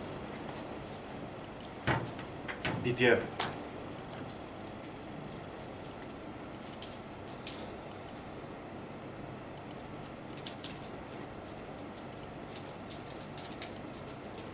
Right, so MIS, this MIS report, right, will give the detail to the staff. Typical thing like this, right? Now, then we go to the next level of the information system software. This second level serves managerial. The author says serve middle management. I will actually use the plus and above. Serve middle management and above. Now, this software or the system will be able to support non-routine decision making. Right? The so-called what if, kind of scenario. Right? What if we change the production? What if the order is delayed by 1 week? What if the price go below certain amount, right? All the what if. Let's look at an actual example.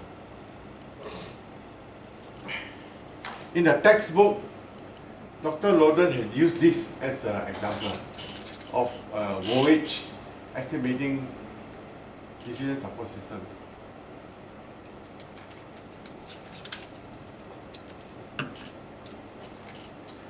Remember the MIS report says they only want to know what is the status of the company. This second level DSS has certain kind of decision making, certain amount of decision making. This is one example that's quoted. Voyage means shipping, the journey, right? The voyage, the journey, right? Now, if example, they need to find out how to ship something out. First thing, you will need to know the ship speed and capacity. Then they have the information about the port distance, and then the fuel consumption, the ship hire how much, and the port expense fund. So the middle management and above have ability to know from that system all this information. He needs to know the speed of the ship, the capacity of the ship, the distance of the port, right? How much will be the fuel consumption charge, the history of that shipping company, and how much to pay, the port tax, just like airport, right? Airport tax, even a person who fly like you and me, we need to pay airport tax, so the port tax itself. So all these information are available in the system. That manager will have to analyze this and find out what is the best means or best way to ship out certain consignment, right? And if the thing change, right, then how to ship, right? So this kind of information system support is what we call DSS, right? DSS. Now, if it's only restricted to one company or one location, then it's just DSS, Decision Support System. But if it's on a group basis, that you have a group of company, or you need to send out to a group of other company, then you have this system that have group DSS. Right? Okay. The author have not quoted this example, but I have one other example which I can quote on my own. In airline business, there is this concept called code sharing, COD, right? Code sharing. That if I'm the airline that fly people from A to B, right, and my plane has certain capacity, I only have 70% capacity, A to B. Then another company, another airline, also happen to fly from A to B en route to C. It's flying A, B, and then go to C. At that point in time, it had, let's say, 95 people are flying. Sometimes they can actually bump off the extra seat from here into this airline, and this airline carry the fellow from there and move out. Right? It can be done that way. It can be done that way. That means one airline can take passenger from another airline, provided they are on the same route, and the timing is almost nearby, right? And they save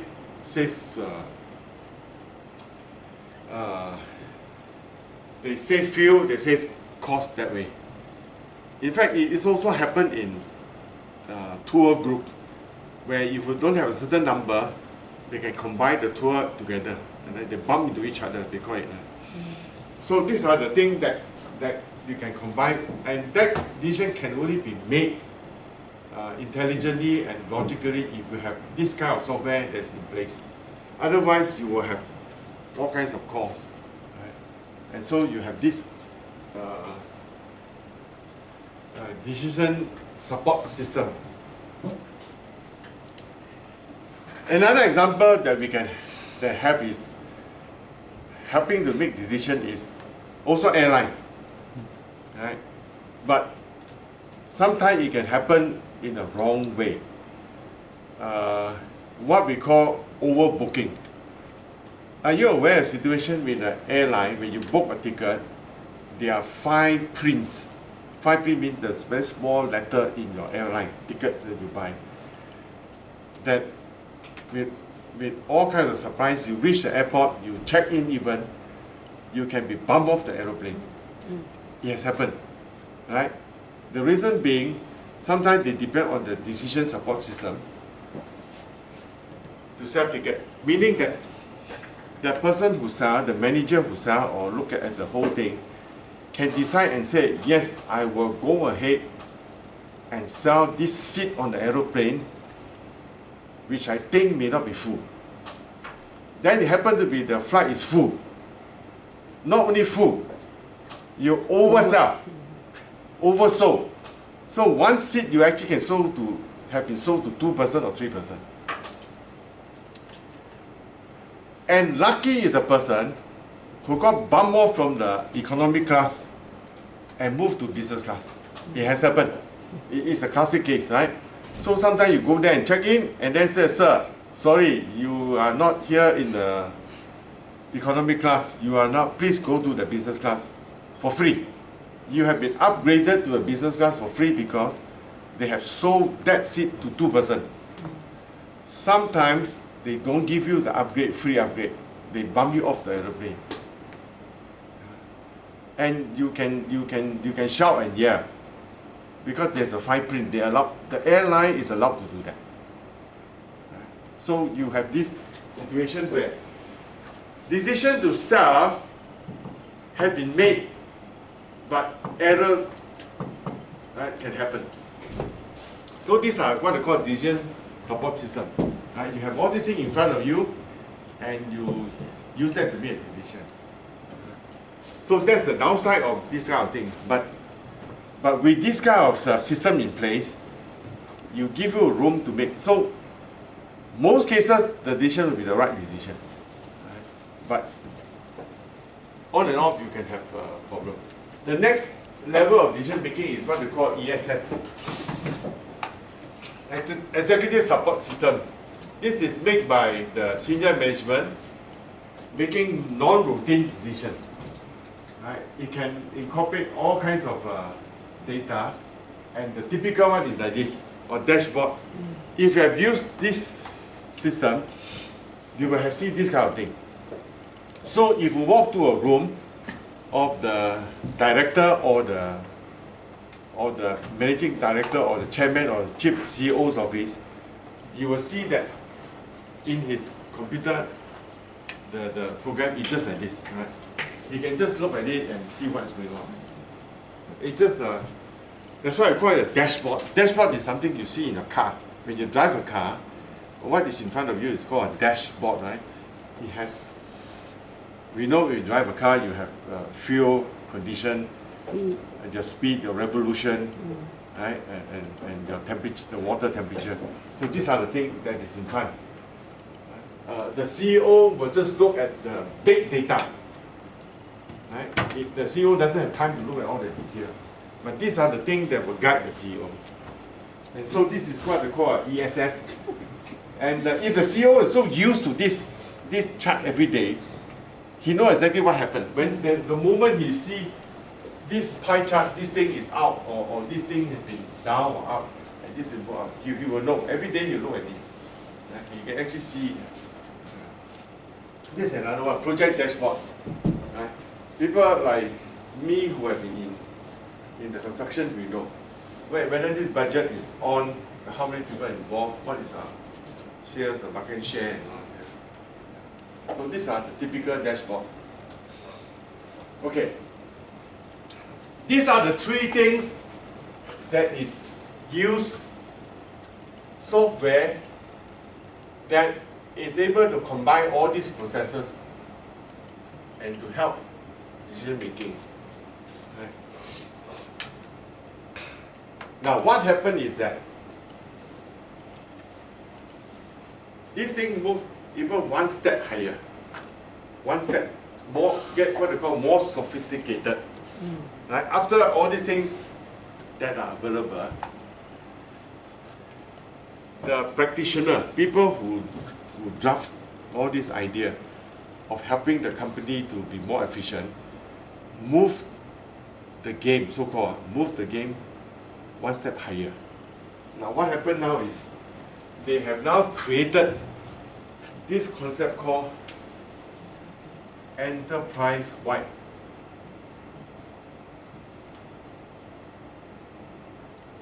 PRISE.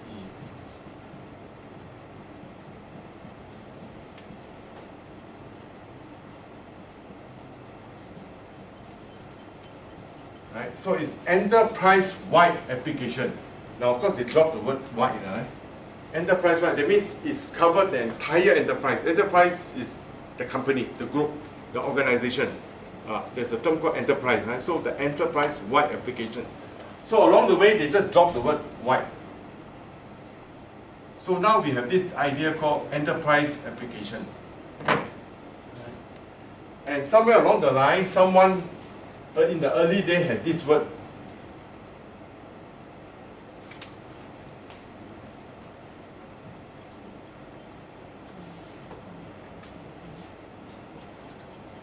ERP, require enterprise resource planning, that's right.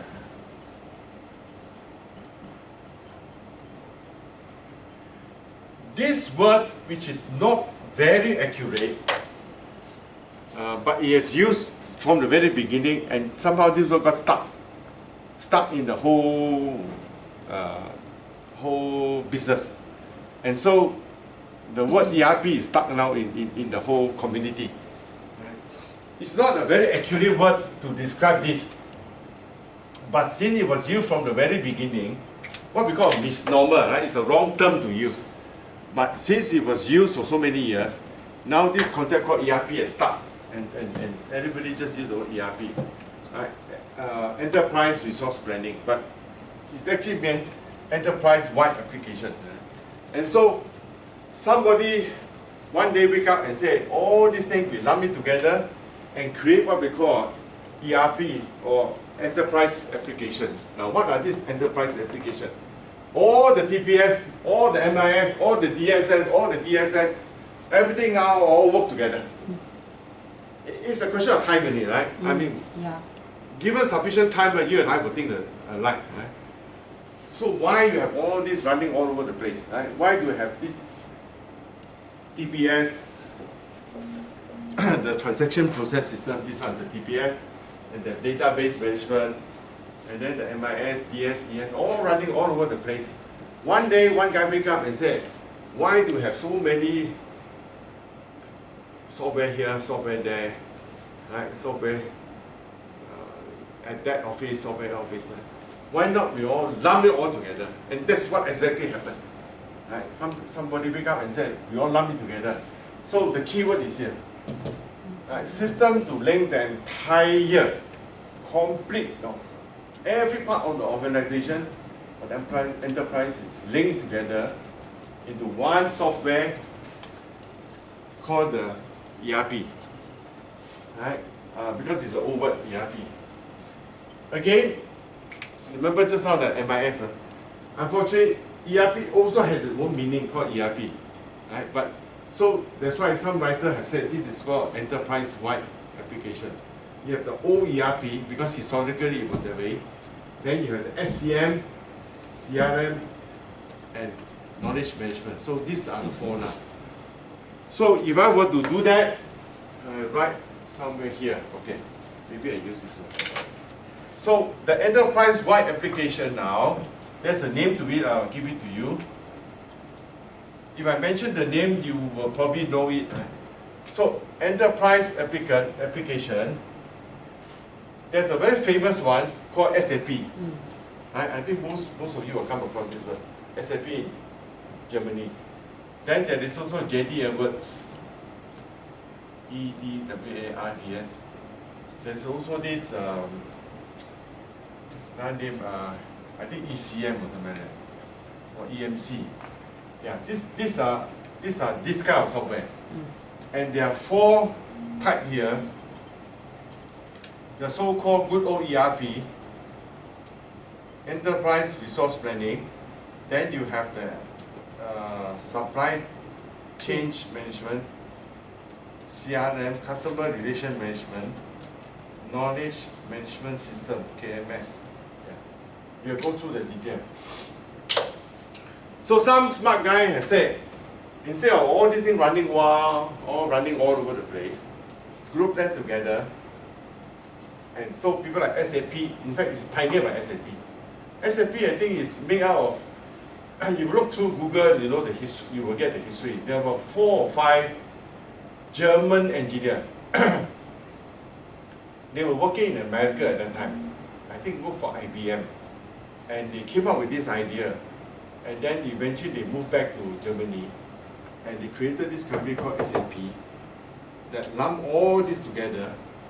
And I think they are now the biggest enterprise application in the world, SAP, making tons of money. Right? if you go into the internet, sorry, go to Google. Yeah, maybe you can just go to Google if you, or you can follow me in your, in the screen. Yeah, it's quite fast. It's good.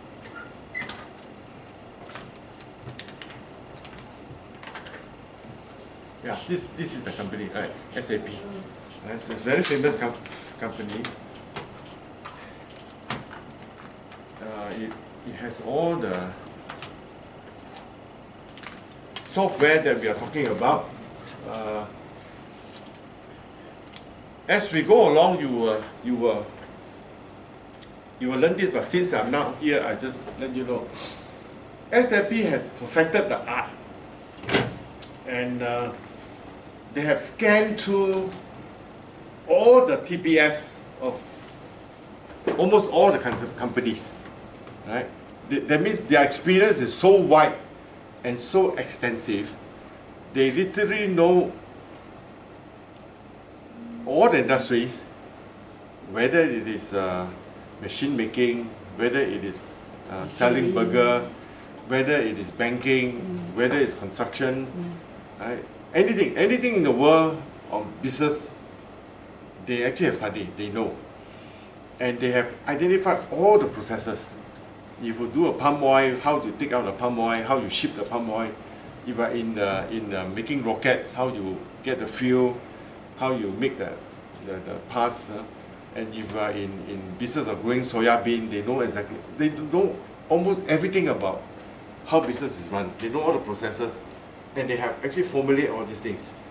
And when they sell you the software, they'll tell you these are the global best practices. Right? If you are a coffee grower, SAP come around and say, look, Mr. Coffee Grower, right? We have this software for how many coffee grower in the world. We know exactly how they do the business. If you buy this software at 25 million, you know, if you want us to customize for you, can. But it's pointless. It's going to make your life miserable.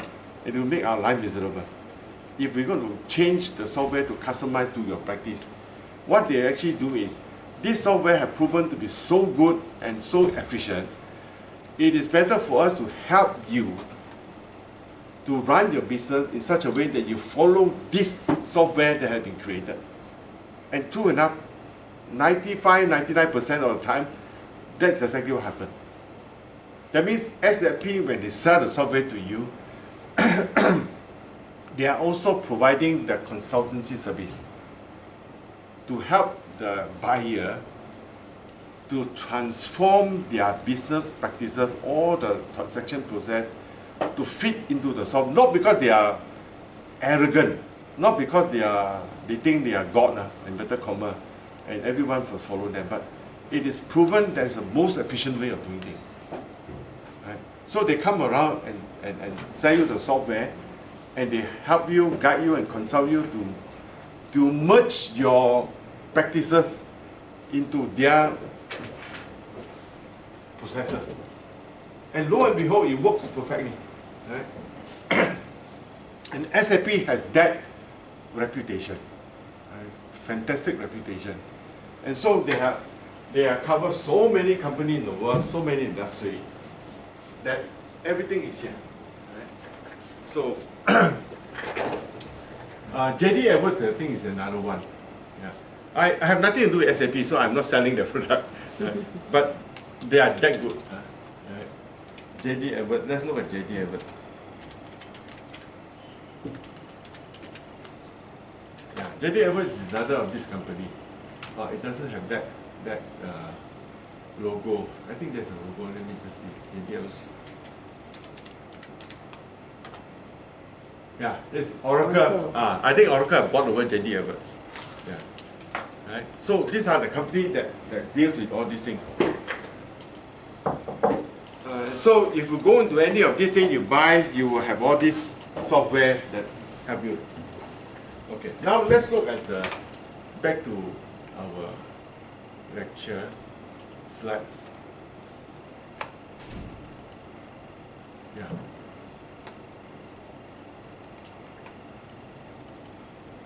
Okay, so let's look at the number one first. Enterprise system, ERP. Okay, now what it means, let's say it's here. In a typical company, you will have a functioning area, right? Sales and marketing, then you have manufacturing, you have finance and accounting, you have human resource. It doesn't need to be a triangle, but it's the author, Dr. Loden had dropped it into base, so we use it. So it has four functions. Now what happened is, this thing, you have outside is a supplier, right? Then here you have the customer. What is in from the supplier or business partner, then the whole thing go through here, process, and then finish, and then send it out to customer. In and out. You go through the company, sales, manufacturing, finance, and then human resource. And then what happened is now, there is this software called Supply Chain Management, SCM, here. The second one here, SCM, Supply Chain Management. This component of the enterprise application deal with managing this. Customer relation, the third one, the CRM, of the enterprise application deal with this end, customer.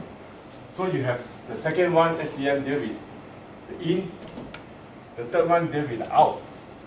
And then you have the ERP is the whole enterprise. Everything about the whole enterprise. And then the knowledge management, the fourth one is here, where at the end of all these things,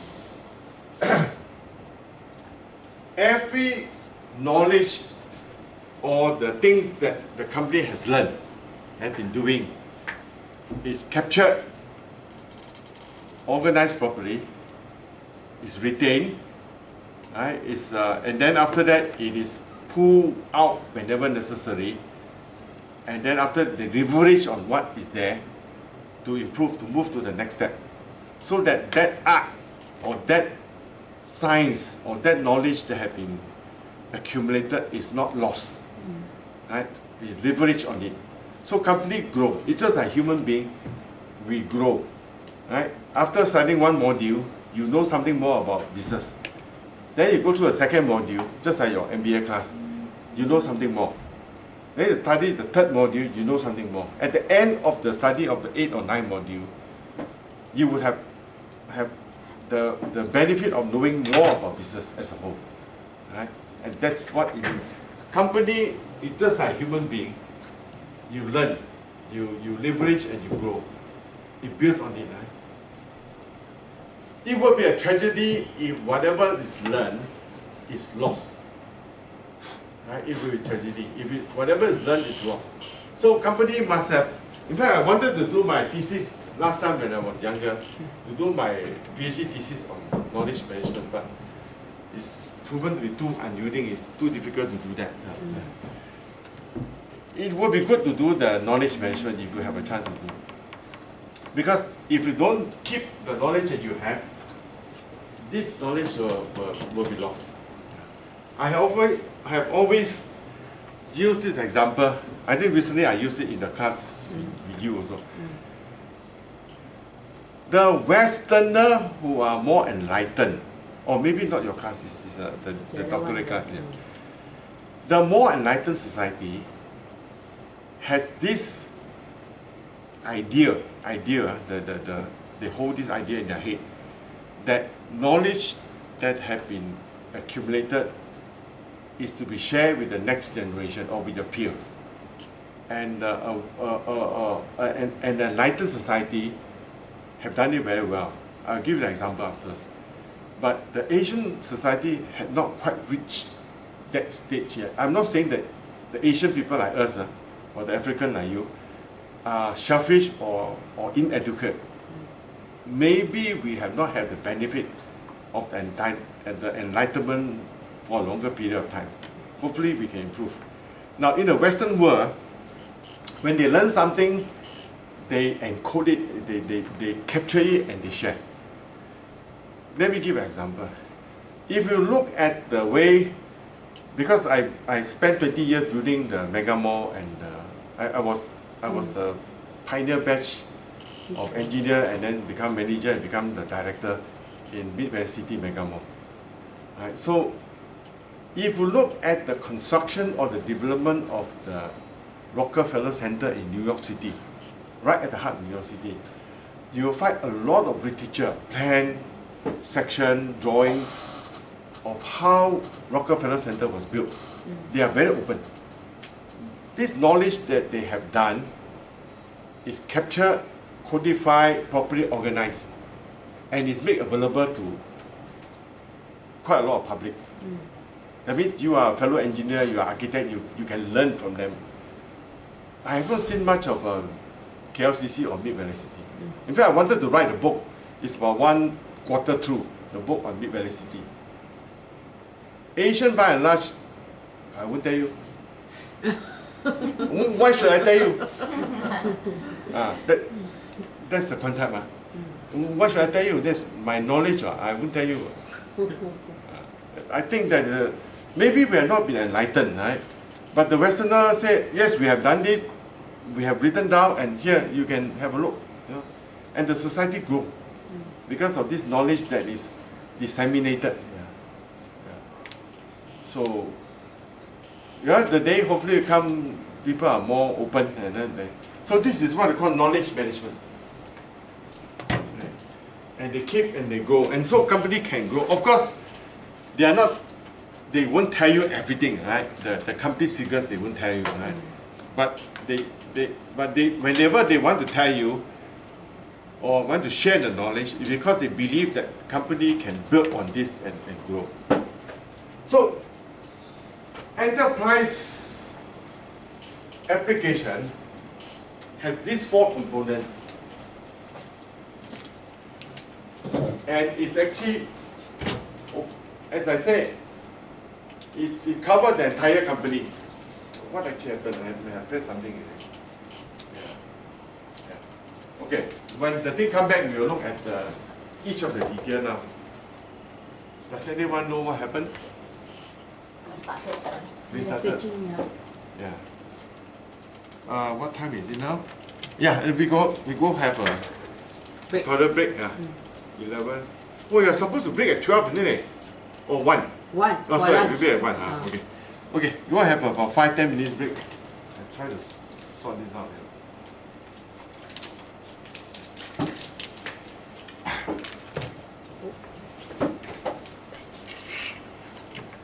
Otherwise, I'll get Lazizi to come and help.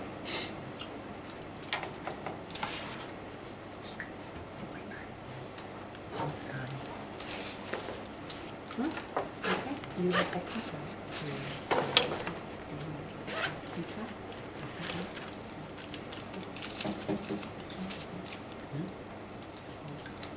Why? Switch on the laptop. Switch on.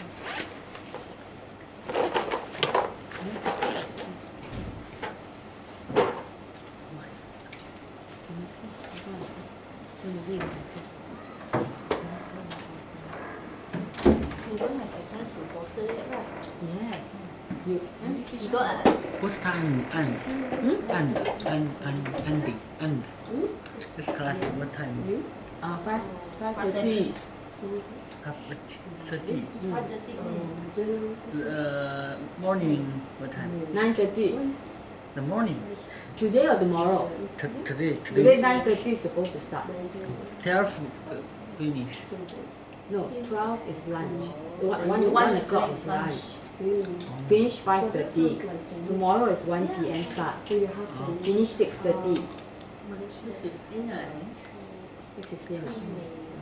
12 o'clock finish. No, 5:30. 5 Whole day. Lunch. yeah. Lunch 1 o'clock. 1 o'clock. Hungry, ah? Yeah, finish your break.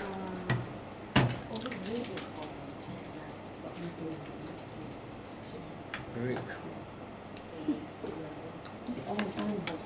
你有咩？去按啊？不可以，不可以。 What? On button. Yeah, Indonesia here. No electricity. 干嘛开？不开。不要开，不开。What is the difference? 不开 and 不要开 It's the same, right? Hello. Hi. What's the difference of 不开 and 不要开 It's the same, right? Shortcut already. Yeah. Shortcut already. You shortcut, man. Short also short. 你们在说什么？这个早上的课几点结束呀？ 5点半。5点半。你能听懂？早上的课。早上 morning what time start? I keep on telling it's 9:30. 几点开始还是几点结束。结束5点半呢？早上几点结束？早上的几点结束？1点我们吃。哦，1点吃饭喽。 So, what's the meaning? What time? Okay, lunch, alright. I think that should be around 1. Mary answer him many times. Yeah, So you guys will teach me? you learn with him, okay? With who? Later you know Mandarin. Yeah, you will improve your knowledge, you will improve your Mandarin language. Okay. Alright, so are you ready to do it? 陈天武没有你的手机号码。 014。 You don't have, is it? No wonder I keep on asking him to Zero. talk to you. Not in our And he group, don't eh? tell me he doesn't have your number.是啊014。 998你没有他的 number 啊？没有啊。 Then I keep on asking you to talk to Ling， 你没有跟我讲你没有他的 number 嘞。对。 You can speak Mandarin. No, I cannot. 你就用 voice 跟他讲啊，姐姐我没有他号码。 No, he didn't tell me. I keep on asking him. 149 yes. 96 01498 96 Wait, one more time. 014 149 96 700 70 0. double 0. So I've been telling How to him. spell his name? Chen. Chen, CHEN. LIANG. L. HEN ANG. So So can you please put in the group, one group, just only 5 of us. Yeah. So I've been, and of course including Dr. Chen, I've been telling him, can you please talk to Ling or not? Because this will be my last class. You need to start talking to her. I don't know who's Ling. Then you never tell me. You should tell me. I don't know who is Ling. I don't have a number. Then I give you the number. That one is Ling. I have it. You create. You saw her right the last class. Then this is new one. Oh. She just joined last class. This So month. this together. Now all 3 of you together with you Oh, already. okay. Mm. Very well. Next month I don't have already. Next month I start my thesis already. Congratulations. Not yet. Huh? Oh, congratulations for Ending you come soon. for class. Ending soon. No, 6 months there. When we Hey, you all must try to for the finish. capture one. Wait. Let me say something first. You all must try to finish as soon as possible because the convocation is in October. October October next year. Mm. My neighbor cannot allow me. No, you can. !aiya! You have to plan backwards, huh? What about our projects? Because Cannot, you cannot. Cannot. That means I won't be seeing you at the convocation. well, you can You invite can. me. When You we still need to can? start the chapter 1. Cannot. I not yet start the chapter 1. They don't advise you to start until you do your 9 or your 10 subject. Oh, really? Because we're approaching already ma, 7 at Oh, 7 to sure. 6 ah. Don't mess up my course first lah. You all should finish because like I'm also starting when I finish. I'm doing this one, then next already starting to talk to the college on my topic already.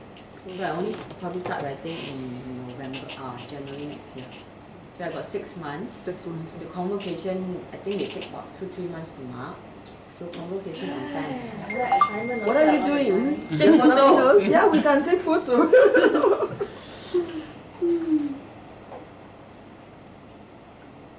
Okay.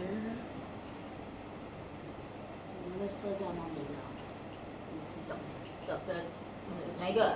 Dr. Chen. Dr. Chen. No need to put him in. Aiyo. Who is this 011? Is Princess? Yeah. Yes. Only when you come to Malaysia you become Princess? No, that's my name. That's your real name? Yeah. In your Do you identification? quite? Yeah. One really quite. I want to make some drink. Who has quite? Okay. Ling has. Yeah. How much? $1. $1. $1. No. 50 cents. Here you go. Okay. 011 is Princess One. Yeah. Yeah, that's my real name. Enough, thank you. Gorgeous! Gorgeous. I also want to become. So the name is Princess and your family name. Yeah. Where do you work? Me? In Malaysia? I'm still looking for a job. Or are you still looking for You a just job? arrived. Yeah, so it's open for everyone. You can get me a job, Do but you from have- do you have Monday a- to Friday. Do you have a working permit? No, the school is going to give me visa, so I don't have a working permit. You need to have a working permit, I think. Because it's very hard for company to hire you. Okay, because of the student visa. Not say student visa because the priority is always given to the Malaysians unless you are a specialized in something. Then yeah. Otherwise, if you're general, then where do you stay? Semi-Kembagan. Maybe you should find job nearby there. Yeah, around that area. I'm planning to move down here because of far distance. Oh. Sweet Kembangan to here. Yeah, Very far lah. Yeah, very far. What is this flying doing here? I don't know. Still part of lectures. You don't need to study MIS, okay? the fly wants to be MIS automation to detect where to find food in the future. So post the pictures in the group. No. Video. Video? Video.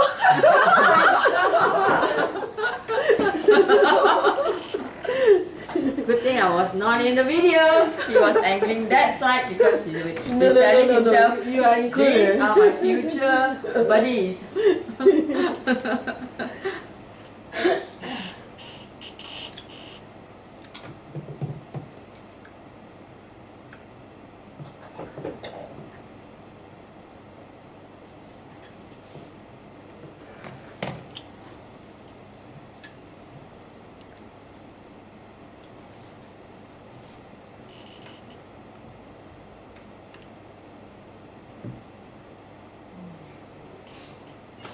妹妹 send 咗 assignment 未？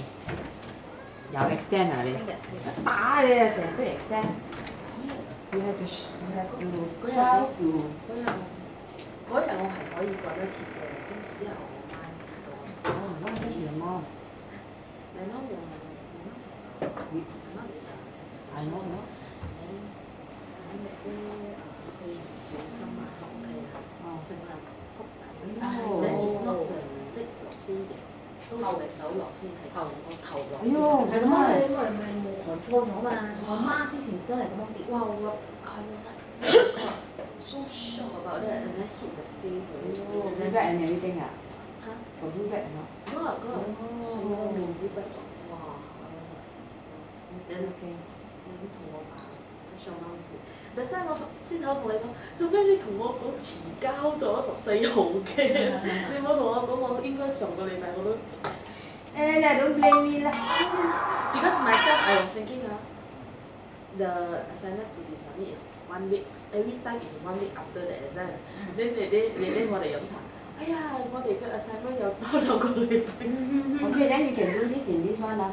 Here also I think about 2 weeks ah. More than 2 weeks. No, this one is More than 2 weeks. Yeah, okay, our exam is on 2nd of December. Which one? Isn't that 7? When ah? It's 7 of December. Yeah, 7 of December. September 3 weeks ah. 3 weeks ah, friend? 19號先交埋呢個。 No, 17. 12. 12號嗎？ Today is only 16. 1 month, you know. It's about 1 month. So I still remember this one also very long. The previous one also we did also almost 1 month, Very 28 days, long, mah. but usually it's only 2 weeks only. Oh, really? So- usually, So okay, so you want me to push you to do earlier? Because this one also I plan to do earlier. submit earlier. Yes. Why not? Let's try. Noel. You cannot lah, you answer. I do it last minute. Wow. Don't I become tell last you, Oh my minute. god. Really don't become last minute. Hey, some more December is Christmas there. I Bro, !aiya! every Still got weekend tomorrow. !aiya! fun, Still got you know. tomorrow. Oh no. Sometimes one Every weekend I got activity, you know. So in December, so I want to try to finish this as soon as possible. Really, the advice is don't If the wait most- until the last. The most is I think probably is that week got exam. The next week I must submit. Because December is the holiday month. For working also holiday month. But my company sure. Alain, this month you need to hit the target how much money you need to come back Like November, November already starting holiday month. A lot of company. So let's try to make a pack and try to send ASAP basis. By tomorrow after we listen first, Okay. Start No, the day tomorrow after we'll tomorrow. know like the assignment, like what we need to do. Then we will try to make a date so that we can submit much earlier. But the than assignment, the paper is out already, right? The question. question is already marked. You can start already actually. Okay, you mean the assignments? Because every week in December we will be so busy already. I got party every weekend. I really like this Dr. Chen reduce things because like the assignment even for last previous class he give he also got to do Everything already. Yeah. what thing you need to do. So I want to finish as soon as possible. 好少就可以做咗。咩嘢 How many people? How many papers? 10.嚇？What? How many papers? Sorry, I was outside talking to Professor Ian. Has he taught you any module? No. Ian McKechnie. No. Yeah. Why? He's just an old friend. Yeah. Are we still waiting for the video? Oh yeah, sorry. I think you off it, is it? But Is it I didn't anything touch on anything. already? Yeah. Oh, it's still on. I think it's the computer connect. Maybe So shall we ask? Zizi. Oh, I think this thing came out. I just saw this. Let me call it. I think No, yeah, it's back then. This thing came out. Oh. The VGA cable. Okay. I must have kicked it just now. Okay, we are back in business.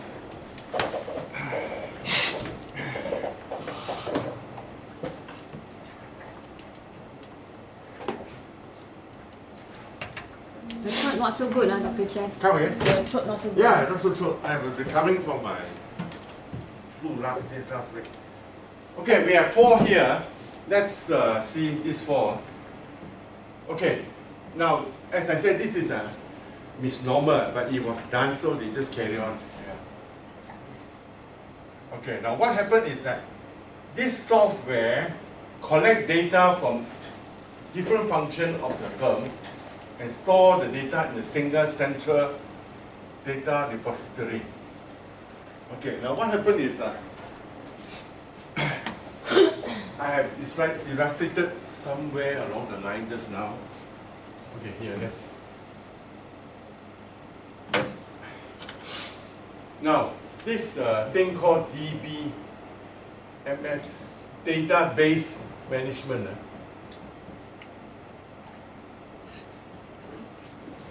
Management system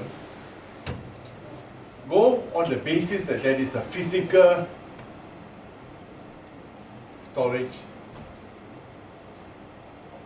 Physical as in, and that is a place. Need not be a cylinder, but for most illustration, they use a cylinder. All the information of a company is stored in one place. It need not be cylinder. It can be a server. iCloud. It can be iCloud. It will even have repetitive storage, just in case one of the storage fail. So it has a parallel, or what you call duplicate storage. Now what it means is everything is in the one place, and there are no duplicate data running around. Right? There are no duplicate anywhere. The reason why they don't have this duplicate anywhere is that historically, before the creation of this database or this idea of enterprise-wide application, each division or department of the company tend to keep their own data. Right? And some data store you at Chen Liang. Some data store at Liang Chen. Right? And some even just Liang. Like my name is Chen Boon Tai. Some will store me at Boon Tai Chen. And some will store me at Boon Chen. Some will store me at Boon T Chen. So all over the place and all confusion, right? And therefore, just an example, right? The HR may keep my file at Chen Boon Tai. The finance keep my file at BT Chen. And then the yet another location on project, they call me Chen. So they do not know exactly who is who and what is what, and therefore a lot of duplication. Sometimes they misspell. What's there is they misspell the word. So you add another level to it.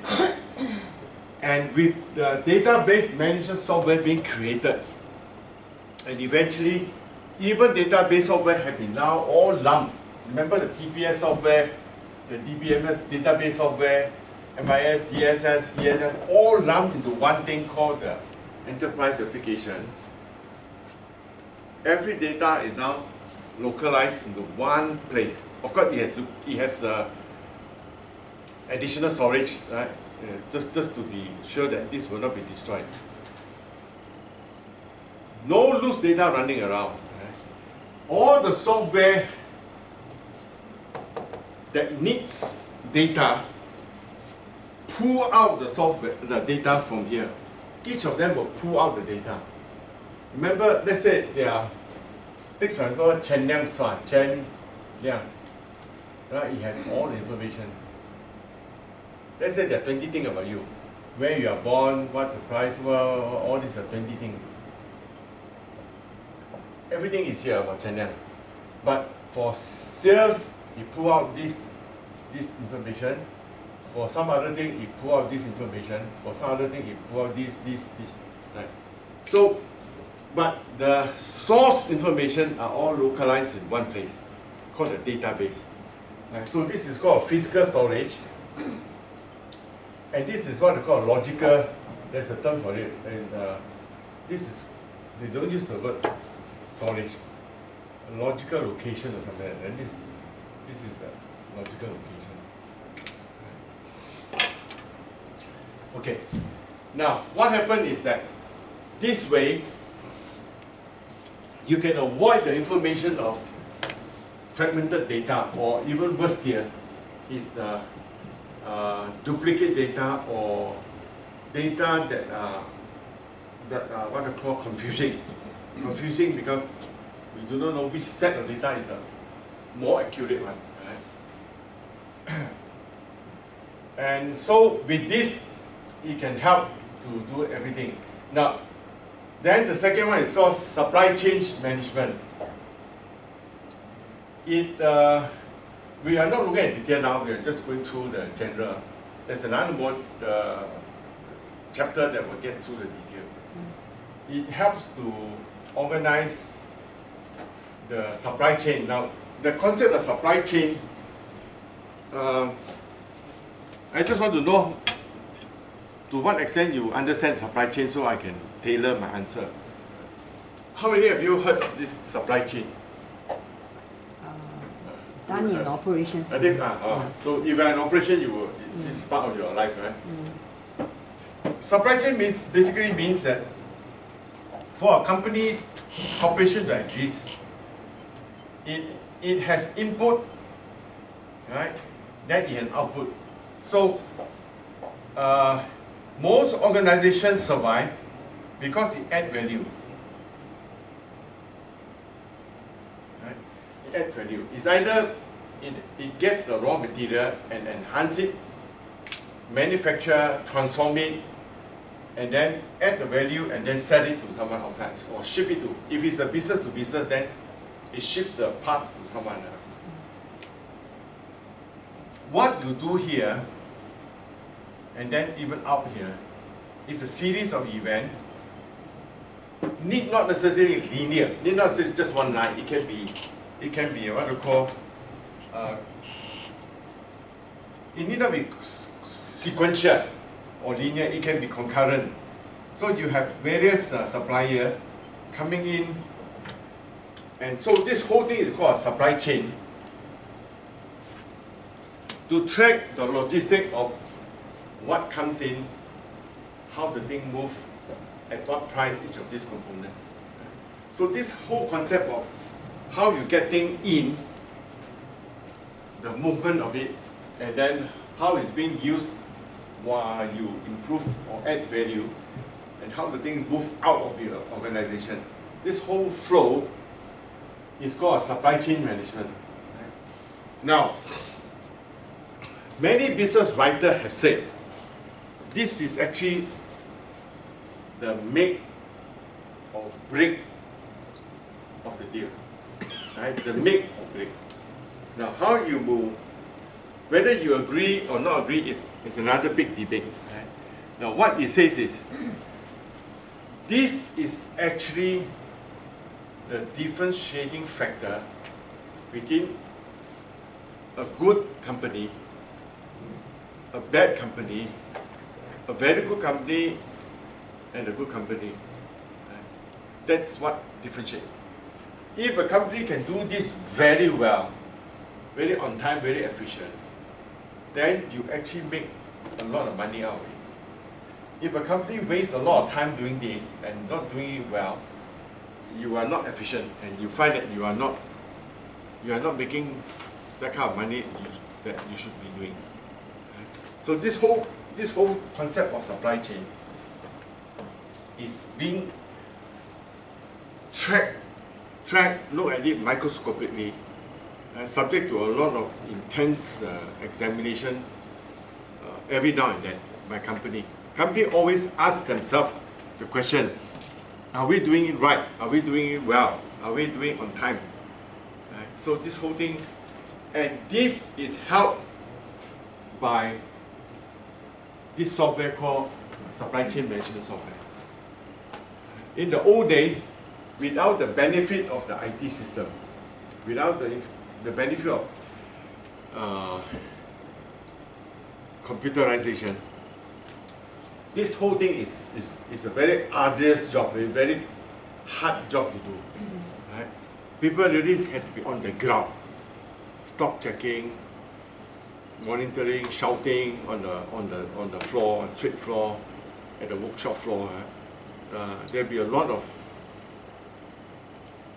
yelling, swearing even, right? But now with computerization, with technology, you can track it very well. And so this software does that. Right? Okay, let's look at the next one. Customer relation management.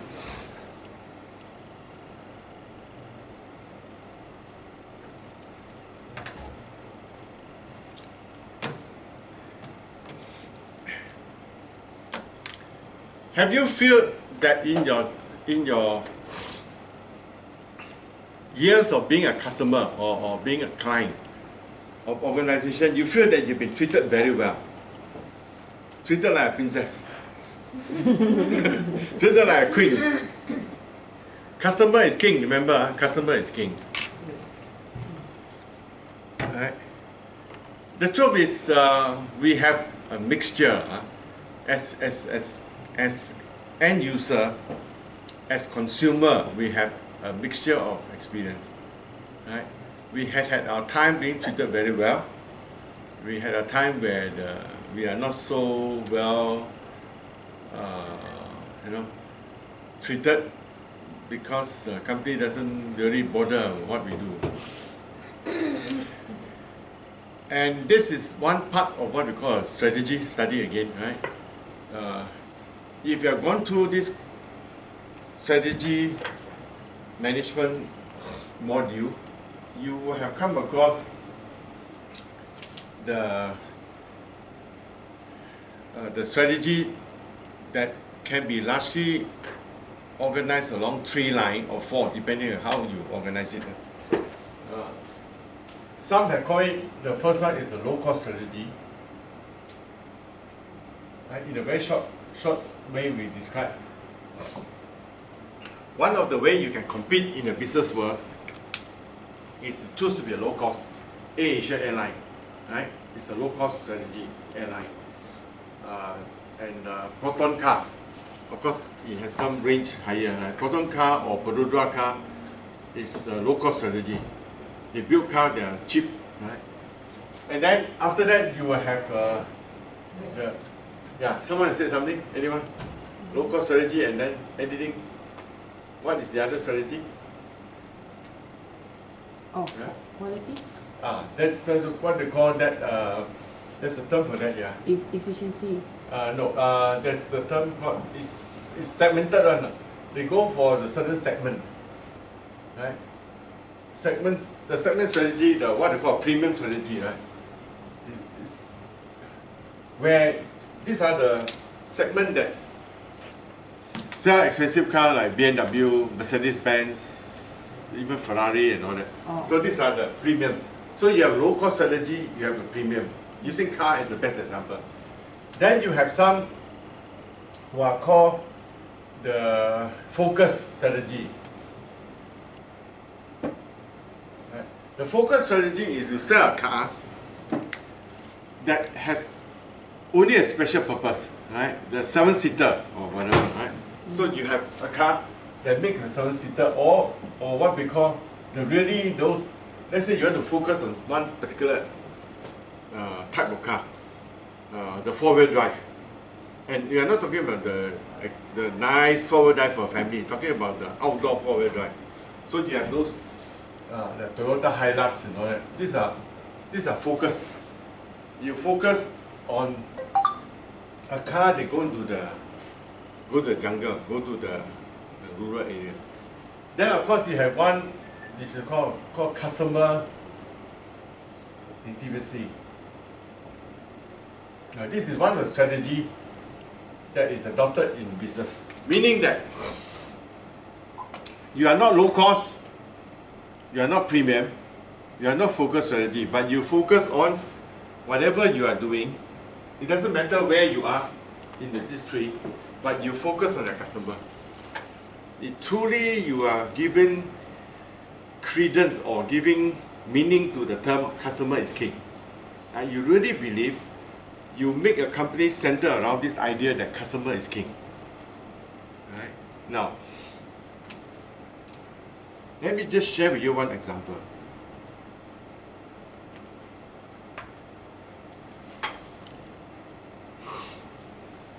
Years ago, right, to get into a university is very tough. During my time, when I was growing up in Malaysia, to get into a university is very difficult. You had to be the top 10% in the class, depending on what school. Right? You had to be top 10% or so to get into the university.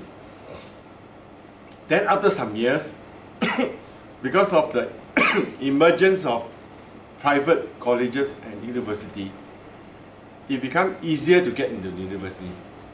Even you don't make it to the public university, you can still have a chance to go into colleges or university because there are more now. All you need is just pay a little bit more or pay more, you get into it. Now what happened now is, in recent years, what happened? Education or university become a business. Let's be very frank. And let's be very frank, education become a business. University and colleges become, they rebrand or reterm it as service provider. Now, service provider means if I have a handphone, if my service provider is Maxis or in Malaysia you have DG, Celcom, U Mobile, blah blah. They are service provider. If I'm not happy, I scold them and then I switch. Now with the concept of portability, I can port. Those days you drop the number and then you don't want to drop the number because you have been linked to so many things. Now the law required the service provider to allow you to switch. So you keep a number. Those are what we call service provider. Now university or colleges see themselves as service provider. They are educational service provider. Right? Years ago, if the student don't do well, you die lah, is your business. Huh? You die lah. Now, if the student don't pass, they look for the lecturer. What happened? Dr. Chen lah. What happened? You know, it's really true. So what happened? Right? They may think the perspective have changed. Student now is what we call the end user or customer. They are the customer, the end user. Of course, we are not saying that we lower the standard and just pretend everything is fine. No. What is saying that they look at things differently now. Education institution is a service provider. The student is the consumer or the customer. Right? And so, this whole thing happens to relook at ourselves. Business organization begin to understand that the very survival of itself is because of customer. If there's no customer, you die. It's simple as that.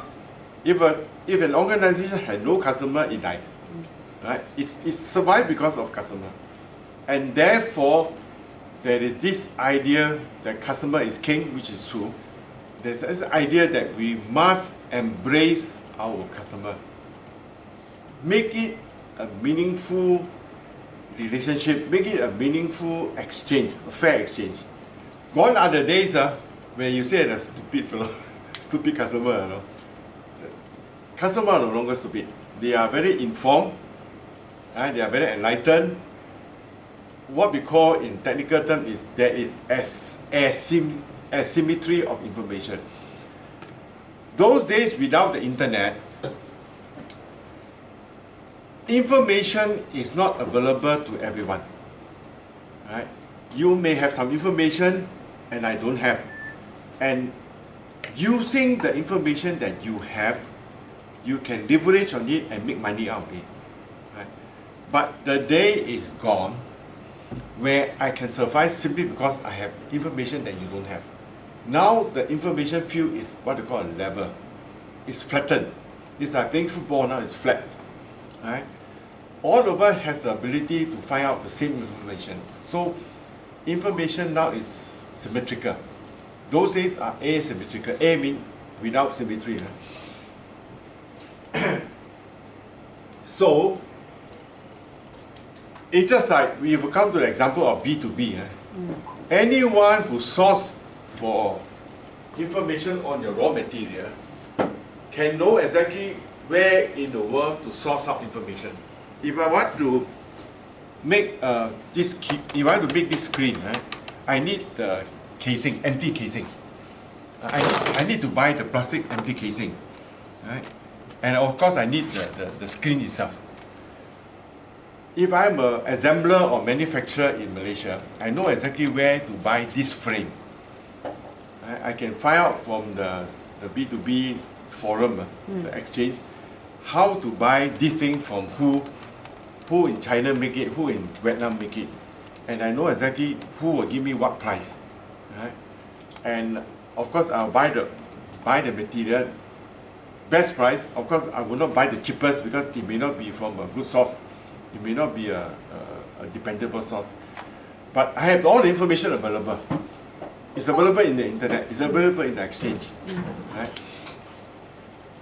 So that is what we call being available. And customer is the other way around, that each customer will have the ability to know what the company will give me, how the company deal with me. And the company will know everything about the customer. It has always been said, it is much, much cheaper to retain customer than to win new customer. So it actually makes sense for company to hold you. Can they say lam ji le? So company will always hang on to their customer. Right? Because it is much cheaper to keep a known customer than to win a new customer. So that's why you have loyalty card, you have officer that will keep in touch with you, right, and put you on the mail list. Nowadays they use WhatsApp, they blast out the WhatsApp, right, so that you know. Some industry do that more, especially the high-end industry. Now if you are a gambler, I don't know about the industry, but if you are a high roller, they call it, if you are a big timer who spend money in gambling, the casino will know everything about you. The casino will also fly you in to gamble because you are a good customer.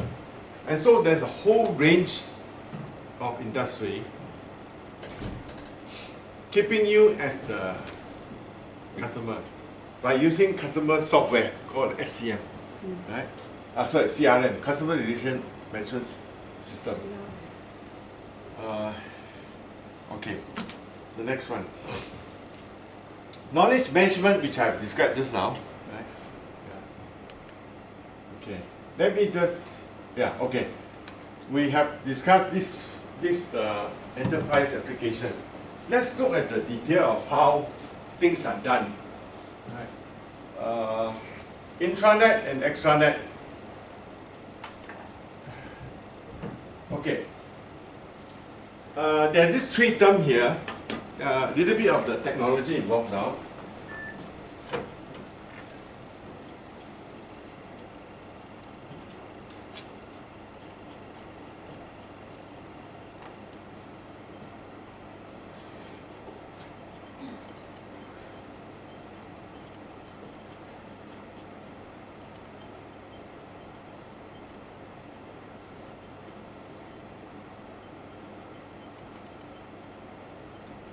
So these are the three terms that's used. Arise from the English word called inter. The internet that we know is inter means between all of us. It's available. So there's this things that is between all of us, internet, right? In general, throughout the world. Intranet is what is inside. Now, for example, you go to www.mantisa.com/.edu.my. That's the internet address that anyone, anywhere in the world can just type in the word, the domain name, and will get into Mantisa. Right? So that's called internet. Okay. Then, for those students who have registered to do the study, they will be given access to the MORE portal, M-O-R-E, MORE portal. That portal, or the staff has another portal, that is called intranet, inside, intra. So this word intra, just now the word is inter, now it's intra, right? Intranet. Now, if you are a company that deal with manufacturing, remember just now we said we also have to not only deal with customer, we also deal with our supplier, right? There's another aspect of your internet that deal with your supplier who have access. That is called extranet. It's for people outside of your organization, but still not general public. Right? We call that extranet. So this is the word, the three English words: inter, intra, and extra. Later we'll look at one example of the Volkswagen Group. Volkswagen Group. I think their website is global. www.volkswagenglobalgroup.com. where this thing all will appear. Internet, anyone can just key in, you go into the internet, then their internal staff or their own internal purchasing will have this intranet. Then their supplier or people who deal with them can log in and go into Volkswagen's intranet.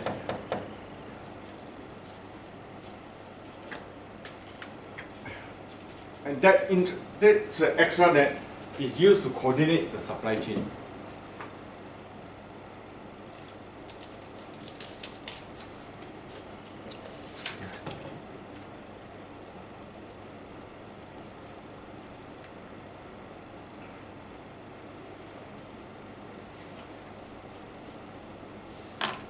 Okay, now let's look at the business. I'm not too sure whether this is part of my assignment. But my assignment, I have put the e-commerce as the business model and the revenue model. But anyway, look at this definition now. E-business is the bigger term. It talks about using digital technology and the internet to drive parts of the business. So the e-business is what we call an umbrella term. The bigger term, umbrella. You know the umbrella there when it rains? Chen, the umbrella term, right? The big term. Then e-commerce is a subset of that e-business. Now, e-commerce refers to buying and selling goods and services through the internet. And then after that, you have the e-government, which is the government, right?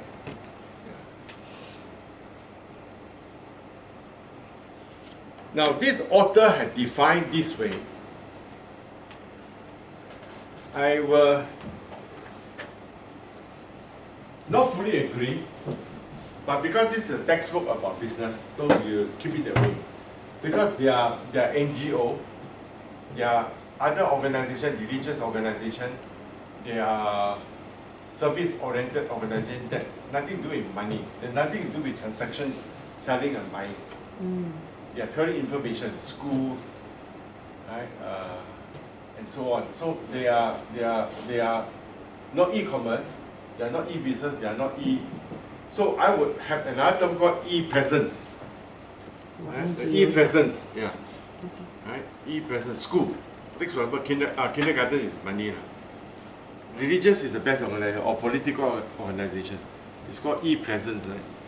Yeah.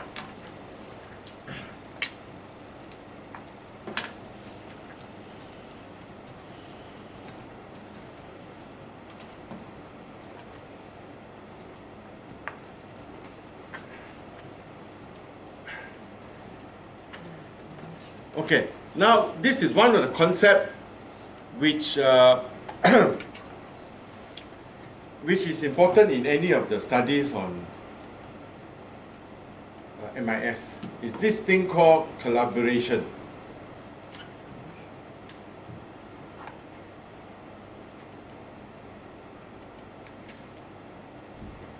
Collaboration simply means